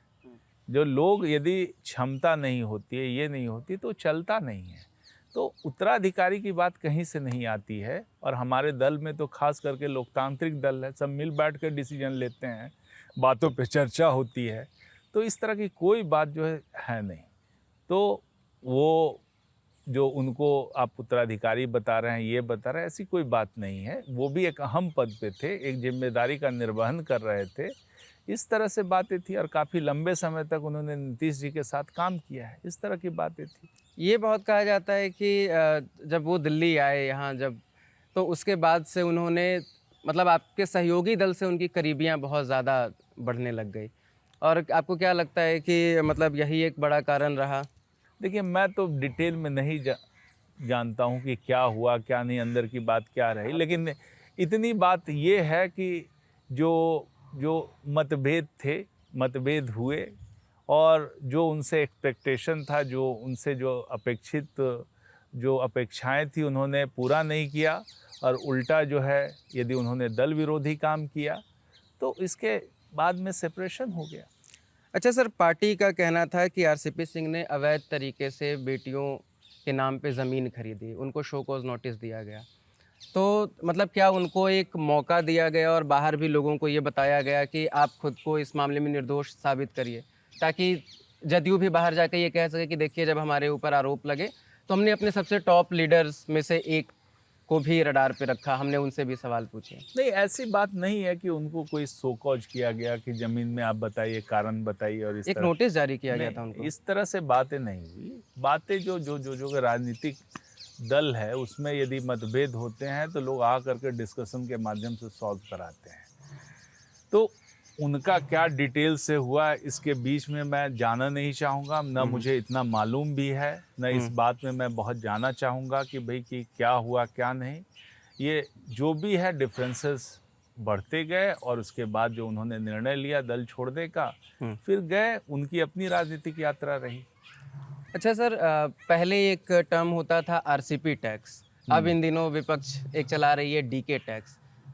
Who is DK? कौन है डीके जो मतलब जिससे सरकार इतनी बदनाम हो अब रही है, जो विपक्ष विपक्ष इतना चला बदनाम रही कर है रहा तो है? विपक्ष से न पूछिए भाई नहीं कि नहीं, कौन डीके थोड़ा है, तो आप कौन। लोग भी सोचते होंगे कि ये नहीं डीके है कौन? नहीं नहीं नहीं, ये देखिए, वो हमेशा बदनाम करने के आरसीपी थे जो उस समय थे, उनके नाम पे बदनाम किया गया। अब डीके किसको आप डीके कहते हैं, उनके विषय में कह करके बदनाम किया। तो विपक्ष तो हमेशा देखता है कि किसी तरह का आरोप लगा करके बदनाम करो। तो ये इस तरह का क्वाइनेज है, इस तरह का उनका जो टर्मिनोलॉजी बना करके और बदनाम करने की बात है। मैं इसकी भर्त्सना करता हूँ, इसमें कोई सच्चाई नहीं है। लेकिन विपक्ष है, आरोप तो लगाएंगे। हमारी ये समझ कहती है कि वो दीपक कुमार की बात करते हैं, और वो ये भी कहते हैं कि स्पेशली बीपीएससी परीक्षा के टाइम पे जब आंदोलन हो रहे थे तो कई सारे विपक्षी नेताओं का आरोप था कि वो मुख्यमंत्री से मिलना चाहते थे इस मामले में, लेकिन दीपक कुमार आ जाते हैं। मतलब जहाँ भी आप मिलने जाते हैं बीच में दीपक कुमार आ जाते हैं। ऐसी कोई बात नहीं है। ये सब गलत जो चर्चाओं का ये बाजार है, कोई मतलब नहीं इसमें। जो भी मुख्यमंत्री से मिलना चाहते हैं तो वो अपना अपना फ़ोन करके वहाँ पर लिखाते हैं, मुख्यमंत्री जिनसे मिलना चाहते हैं मिलते, यही व्यवस्था है। दीपक कुमार जी की कोई बात ही नहीं है इसमें। ये तो लोग सीधा जो है मुख्यमंत्री के ऑफिस में, कार्यालय में उनका नोट होता है, उसके बाद उनसे जिनसे मिलना चाहते हैं वो मिलते हैं, अपॉइंटमेंट तय होता है। इस तरह से प्रक्रिया है। इसमें झूठ मूठ का नाम घसीटना मुझे नहीं लगता कि कोई जायज़ बात है। सर, बिहार इन दिनों सबसे ज़्यादा चर्चा अपराध को लेके है। मतलब चुनाव से ठीक पहले अगर इतने सारे मामले इस तरीके से हो रहे हैं, दिन दहाड़े अगर गोली मार की हत्या की जा रही है पटना में, वैशाली में, तो आपको क्या लगता है कि एक सेंस ऑफ सिक्योरिटी जो लंबे सालों में जो एक डेवलप हुआ था उस पर एक बड़ा प्रश्न चिन्ह लग रहा है? इलेक्टोरली भी एक लॉस। नहीं, देखिए, ये बात ऐसी नहीं है कि एकाएक जो है इस तरह का क्राइम बढ़ गया या कुछ हुआ, ऐसा होता नहीं है। सोसाइटी में क्राइम का एक रेट होता है, जो व्यवस्थाएं हैं उस तरह से हिसाब से चलती है। आप देखेंगे कि इधर क्या हो रहा है, विपक्ष जो है बुलेटिन जारी करती है। अब आप कह लें कि भाई कि किसी प्रदेश में जहाँ जहाँ हत्याएँ हो रही है, हत्या हुई है, उसका आप लिस्ट करें, उससे फ़ोटो मंगवाएं और सबको आप मीडिया पे डालना शुरू कर दें, तो एक क्रॉनिकल चलाना करें, तो तो इसको हम एक कैंपेन की तरह लेते हैं कि विपक्ष एक जानबूझकर परसेप्शन बनाने के लिए कैंपेन कर रहा है। और जहाँ तक गोपाल खेमका जी का जो अभी हत्याकांड हुआ, उसने आपने देखा कि रात में उनको गोली मार दी। हम उनके परिवार के संवेदना के साथ हैं, हम भी मर्माहत हैं कि इस तरह की चीज़ें नहीं होनी चाहिए। लेकिन आप देखिए कि हमारी पुलिस किस तरह से 2 दिन के भीतर सारा का सारा पर्दाफाश हो जाता है, सब अरेस्ट हो जाते हैं। तो हमारा तो काम यही होगा ना भाई कि यदि क्राइम हो कहीं पे तो उसको हम लोग उसका डिटेक्ट करें, उसको सज़ा दिलवाएं। प्रिवेंशन आप सब चीज़ में नहीं कर सकते। बहुत सारे क्राइम है जिसको प्रिवेंट किया जा सकता है। उसमें हम लोगों ने 112 की सर्विस दी है कि कहीं पे इस तरह से दंगा फसाद हो तो 112 में फ़ोन कीजिए, डायल कीजिए और पुलिस तुरंत पहुंचती है 10 से 15 मिनट के बीच में। ये व्यवस्था पटना सभी शहरों में और पूरे बिहार में लागू की गई है, जिसको और फर्दर स्ट्रेंथन किया जा रहा है 112 की सुविधा। इससे कई सारे क्राइम प्रिवेंट हुए हैं। लेकिन जहाँ तक आपसी रंजिश का मामला हो, एक दूसरे का ग्रज का मामला हो, और सब चीज़ों का पर्सनल इशू है, तो उसको प्रिवेंट करना बहुत हद तक संभव नहीं है। लेकिन यदि कोई क्राइम घटता है तो प्रशासन की सफलता या सरकार का इंटेंशन उससे गेज करना चाहिए कि उसमें बिना इंटरफेरेंस को, बिना अपराधियों को संरक्षण दिए किस तरह अपराध का पर्दाफाश होता है, उसको जस्टिस कैसे दिया जाता है, किस तरह से we bring the culprit to justice. तो ये काम हमारी सरकार लगातार कर रही है। और कहीं भी मैं आपको कहता हूँ कि कोई भी कहीं भी इस तरह का कोई भी वारदात होगी तो तुरंत अपराधी को पकड़ा जाएगा, कहीं भी वो छिपा रहेगा पकड़ा जाएगा, उसको सज़ा दिलाई जाएगी। और इस तरह का काम हमने किया है। जनता का विश्वास इसीलिए है। और कुछ लोग जो है इसी बात का परसेप्शन बनाने की कोशिश कर रहे हैं कि क्राइम बढ़ रहा है, क्राइम बढ़ रहा है। ये डेटा को करके यूट्यूब में डाल करके उसका वीडियो, उसका ट्वीट, उसका सब तरह से करके आप कोई भी अपराध का इस तरह से होता है और उसके आप वीडियो और इस तरह से जारी कीजिएगा तो उसका असर जनमानस में होगा। और इसका सबसे जो बुरा असर मैं देख रहा हूँ इन्वेस्टमेंट पे देख रहा हूँ कि जिस तरह से आप परसेप्शन बनाने की कोशिश कर रहे हैं, उससे ये हो रहा है कि बिहार में यदि बाहर से इन्वेस्टर हैं, बाहर में बिहार का जो परसेप्शन वो बिगड़ने की बात होती है। आप मतलब बिहार के अपनी राजनीति के चलते बिहार के भविष्य को दांव पे लगाना चाहते हैं। जो चीज़ है नहीं उसको आप उजागर करना चाहते हैं। सर तो किस तरह के आप हैं भाई कि अपना राजनीतिक लाभ उठाने के लिए बिहार को बदनाम करना चाहते हैं। जो इन्वेस्टमेंट का क्लाइमेट अभी बना है उसको आप डिस्टर्ब करना चाहते हैं, बिहार के भविष्य को दांव पे लगाना चाहते हैं। मैं इन सब चीज़ों का, इन सब प्रयासों के सख्त खिलाफ हूँ। हमारी पार्टी सख्त खिलाफ है और जनता इस बात को समझेगी कि किस तरह से ये लोग जो है निगेटिव कैंपेन चला रहे हैं। पूरे सरकार सतर्क है और हमारे लिए क्राइम के प्रति जीरो टॉलरेंस है। नीतीश जी का क्राइम के प्रति जीरो टॉलरेंस है। सर लेकिन एनसीआरबी के आंकड़े तो यही बता रहे हैं कि पहले 2004-05 में 122 व्यक्ति मतलब 122 प्रति लाख था और अब 168 है। नहीं, 168 या 122 जो भी आंकड़े हैं एनसीआरबी के आंकड़े हैं या ये हुआ, एक पॉपुलेशन एक परिप्रेक्ष्य में होते हैं और उसके आंकड़े की तुलना आप डिफरेंट पीरियड लीजिएगा तो डिफरेंट आंकड़े मिलेंगे आपको। ये पीरियड से कंपेयर उसको कीजिएगा, आप डिफरेंट कंक्लूजन पे पहुंचिएगा। तो इस तरह से यदि आप अपने लाभ के लिए, एक परसेप्शन बिल्डिंग के लिए आंकड़ों का जब एनालिसिस कीजिएगा तो उसमें आपको अलग अलग चीज़ें मिलेगी। बहुत कोहेरेंट डेटा इस तरह से नहीं निकल पाता है। आप कई जगह देखिए कि क्राइम रेट घटा है, कुछ जगह पे बढ़ा है। लेकिन जो ये बात है कि हम लोगों ने इंश्योर किया है कि जो भी क्राइम हो उसकी रिपोर्टिंग हो। पहली चीज़ है रिपोर्टिंग होनी चाहिए। और जो अब जो सिस्टम CCTNS जो लगा है उसका ये लाभ हुआ है कि कहीं भी अब क्राइम होगा तो तुरंत उसकी रिपोर्टिंग होगी। अधिक रिपोर्टिंग से आपको क्राइम अधिक दिखेगा, लेकिन वो चैलेंज के रूप में लेते हैं। हम चाहते हैं कि रिपोर्ट हो और उसके बाद उस पर कार्रवाई हो। तो ये हमारी इफ़िशियंसी का परिचायक है, ना कि भाई कि आप जो है अब पहले ना क्राइम को रिपोर्ट कीजिए ना उस पर काम कीजिए। तो इस तरह का जो है वो आंकड़े को रिपोर्टिंग का भी इशू ये बनता है। सर FIR दर्ज कराने को आप सेंस ऑफ सिक्योरिटी बता रहे हैं, लेकिन हम कई बार देखते हैं कि FIR तो लोग दर्ज करा देते हैं, लेकिन इन्फॉर्मेंट या फिर जो आई विटनेस होते हैं, गवाह होते हैं, वो कोर्ट में हॉस्टाइल मतलब डिक्लेयर हो जाते हैं। तो मतलब उस मतलब उनमें वो कॉन्फिडेंस कैसे नहीं आ पाता? नहीं नहीं, ऐसी बात नहीं है। बहुत लोगों को आप एक देखिए कि कई केसेस में सजा हाई होती है। प्रोफाइल केसेस हाई की बात। प्रोफाइल केसेस नहीं, सजा होती है। कैसे आप कह रहे हैं कि सजा नहीं होती है, हॉस्टाइल हो जाते हैं? आप सारे मामलों को एनालाइज करके देखिएगा तो इतना हम लोगों ने स्पीडी ट्रायल करवाया, उस पे लोगों का ये इस तरह से हुआ। तो हर तरह का आप मामले देखिएगा तो शुरू से ही ये प्रायोरिटी रहा है। और इस तरह से जितने भी केसेस हुए हैं उसमें स्पीडी ट्रायल, जो खास करके इस तरफ से high profile cases, speedy trial ta-ra करके उसको जस्टिस पे लाया गया है। बहुत अपराधियों को सजा मिली है, ये कहेंगे। और फिर जितना भी कोर्ट का सिस्टम है, सारा सिस्टम लगा हुआ है ये अपराध को कंट्रोल करने के लिए।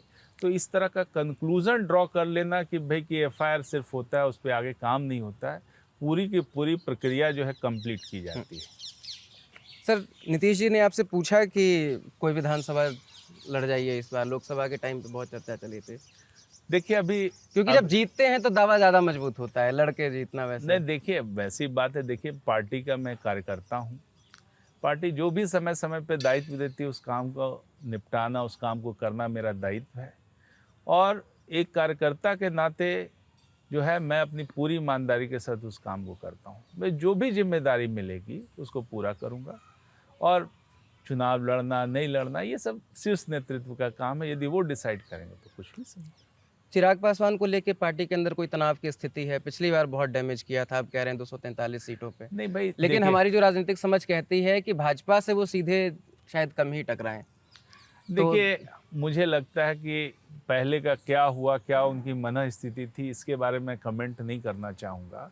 लेकिन अभी जब से चिराग पासवान आए हैं लगातार वो बयान दे रहे हैं कि नीतीश जी के नेतृत्व में वो चुनाव लड़ेंगे। तो 243 और कैसे लड़ेंगे? नहीं, 243 तो उसका बाद में इंटरप्रिटेशन ही दिया है उन्होंने मतलब खुद ही। मतलब सीट नेगोशिएशन का नहीं एक। नहीं, उन्होंने खुद ही कहा है कि भाई कि हर गठबंधन का हर साथी 243 सीटों पे लड़ रहा है। ये बात सच्चाई है कि जब हम गठबंधन के रूप में लड़ते हैं तो कोई फ्रंट में भले कैंडिडेट होता है किसी दल का, लेकिन सारी ताकत गठबंधन की लड़ती है। तो उनका इंटरप्रिटेशन इसी मामले में है। अच्छा। तो वो बोलते हैं तो मुझे लगता है कि पूरा का पूरा जब भी उन्होंने बयान दिया है और बार बार उन्होंने कहा है कि बिहार में सीएम की कोई वैकेंसी नहीं है, उन्होंने कहा है। उन्होंने ये भी कहा है कि हम सीएम के चेहरे पे चुनाव लड़ रहे हैं, सीएम के नेतृत्व में चुनाव लड़ रहे हैं। तो ये सब समय समय पे अब चुनाव का माहौल है, बयानों का जो है लोग इंटरप्रेट करते हैं तरह तरह से, तो इस तरह की बातें हैं। लेकिन हम पूरा विश्वास है सभी गठबंधन के साथी एकजुट होकर के इस बार चुनाव में उतर रहे हैं। अच्छा सर, प्रशांत किशोर बीते 4 साल से पदयात्रा कर रहे हैं, बिहार के असल मुद्दों को उठा रहे हैं। आपको क्या लगता है कि उनकी पार्टी का क्या राजनीतिक भविष्य होगा? देखिए, जमीन पे मेहनत करता आदमी दिख रहा है तो। ज़मीन पे कितना मेहनत कर रहे हैं, किस प्रकार से मेहनत कर रहे हैं, ये तो उनकी बात है, जनता उसका आकलन करेगी। जहाँ तक उनकी बात है, उनका अपना तरीका है। हम लोग को उनसे कोई इस तरह के उस तरह के तरीके से हम लोग मतलब नहीं रखते हैं। हम लोग का अपना तरीका है, हम लोग लोकतांत्रिक पार्टियां हैं और हमेशा जो है जनता के सहयोग से, लोगों के समर्थन से हमारी पार्टियां चलती है। और लोगों का जो विश्वास है हम लोग के साथ रहा है, नीतीश जी के साथ रहा है। वो बयान तरह तरह के देते हैं, बड़े बड़े क्लेम भी करते हैं, तरह तरह की बातें करते हैं। उन्होंने प्रधानमंत्री बनाया, मुख्यमंत्री बनाया, सब जगह बनाया। तो आज के दिन में तो बहुत सारे रणनीतिकार जो हैं पूरे देश में हैं, सब तो कोई और क्लेम नहीं करता है, लेकिन प्रशांत किशोर जी क्लेम करते तो उनका तरीका है, उनका एक तरह से तरीका है। और देखिए जब विधानसभा का बाई इलेक्शन जब हो रहा था 4 सीटों पे, तो उस समय भी उन्होंने क्लेम किया कि चारों के चारों सीटें हम जीतेंगे। उस समय तरह तरह के उनके बयान आ रहे थे, 143 सीट जीतेंगे तो कम पड़ेगा। तो बड़ी बड़ी बातें करते हैं भाई। आप YouTube में देखिएगा, आप सोशल मीडिया में देखिएगा तो लगेगा कि भाई कि यही है, इस तरह की बात है। तो कोई ऐसा माहौल नहीं है। लोग, जनता जो है एनडीए के साथ है और जनता, बिहार की जनता बहुत वाइज है। वो जानती है कि अपना वोट नहीं खराब करना है, वो जानती है कि इसका कोई असर नहीं होगा।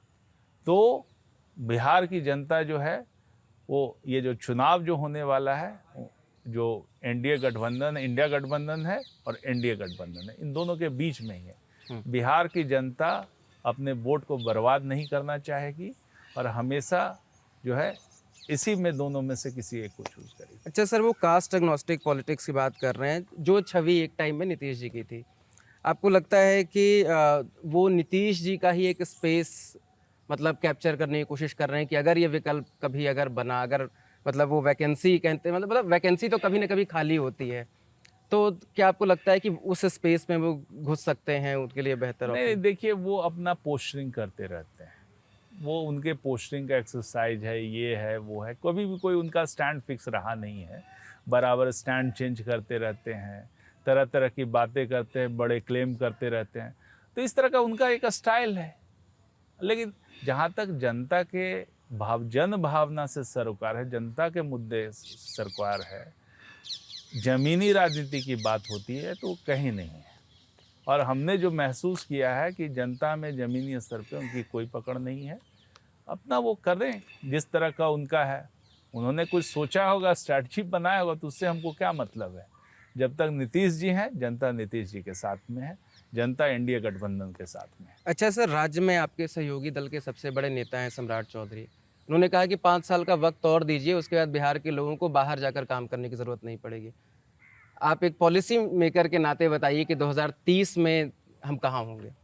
नहीं, देखिए जो जिस तरह से जिस रोड मैप पे हम लोग काम कर रहे हैं, जिस तरह से रोजगार का सृजन हुआ है, तो इस बार ही देखिए कि हम लोगों ने जो है करीब करीब हमारा लक्ष्य 38 लाख रोजगार पैदा करने की। कई जो फैक्ट्रियां आ रही हैं, गया में जो इंडस्ट्रियल जोन बन रहा है उसमें जो है 1 लाख रोजगार वहीं से पैदा होगा। तो कई तरह से जो इंडस्ट्री का जो काम हो रहा है, अब इसमें जिस तरह से हमारे को अपॉर्चुनिटी मिली है, अभी देखिए बांग्लादेश पे टैरिफ लगा है। भारत में, बिहार में खास करके कपड़ा उद्योग, चमड़ा उद्योग, इस सब की बड़ी संभावना है, तरह तरह के उद्योग, फूड प्रोसेसिंग की संभावना है। तो इस पे काम करके हम लोग चाहेंगे कि काफ़ी बड़ी संख्या में उद्योग लगे, जिससे सस्टेनेबल एम्प्लॉयमेंट लोगों को मिले। और मुझे लगता है कि काफ़ी काम हो रहा है, इस मोमेंटम को जारी रखने की ज़रूरत है। और यदि ये मोमेंटम जारी रखते हैं तो काफ़ी बड़ी संख्या में हम लोग एम्प्लॉयमेंट अपॉर्चुनिटी बिहार में ही क्रिएट कर पाएंगे। सर, मेरे पास एक डेटा है, बीते 10 सालों में 349 कारखाने बंद हुए हैं और जो औद्योगिक यूनिट्स हैं पूरे देश में, उसमें हमारा जो कंट्रीब्यूशन है बिहार का वो 1.34% है। और एक भी मैन्युफैक्चरिंग यूनिट ऐसा नहीं है बिहार का जो बीएसई लिस्टेड हो। तो आपको क्या लगता है कि ये तो पूरा एक डिक्लाइन ही रहा है बीते 10 नहीं, सालों में? देखिए जो बीते 10 साल की बात नहीं करेंगे कि इंडस्ट्रियलाइजेशन का मामला जब उठता है, जब आपके पास बिजली हो। शुरू में इंडस्ट्रियलाइजेशन की बात हुई तो आप बताइए कि जनरेटर पे कौन सा उद्योग चलता है। बिहार में पहले एक जनरेटर से बिजली देने का उद्योग होता था, कि जिसमें एक जनरेटर होता था, दुकानों में लाइन जाती थी, उससे बल्ब जलता था, यही जनरेटर उद्योग होता था। आज के ज़माने में कोई भी इंडस्ट्री, उसकी पहली रिक्वायरमेंट बिजली होती है। बिजली हम लोग ने कब पहुंचाया पूरे बिहार में? आपको 18 तक जाता है। उसके बाद ही आप परिकल्पना कर सकते हैं, रोड बना, लॉ एंड ऑर्डर सुधरा, बिजली आई, आप उसके बाद इंडस्ट्री की बात कर सकते हैं। उसके बाद ही तो ये सारी एक्टिविटी आरंभ हो रही है। तो हम एक रोड मैप पे चल रहे हैं। ये समझना पड़ेगा कि कोई चीज़ एकाएक नहीं आ जाती है। आपको बहुत सारे उद्योगों के लिए जो प्री रिक्वायरमेंट है वो पूरा करना होता है, और हम लोगों ने उस प्री रिक्वायरमेंट को पूरा किया है और आज बिहार इंडस्ट्रियलाइजेशन की ओर चल पड़ा है। और मुझे लगता है कि बहुत निकट भविष्य में हम लोग इसको काफ़ी तेज कर पाएंगे।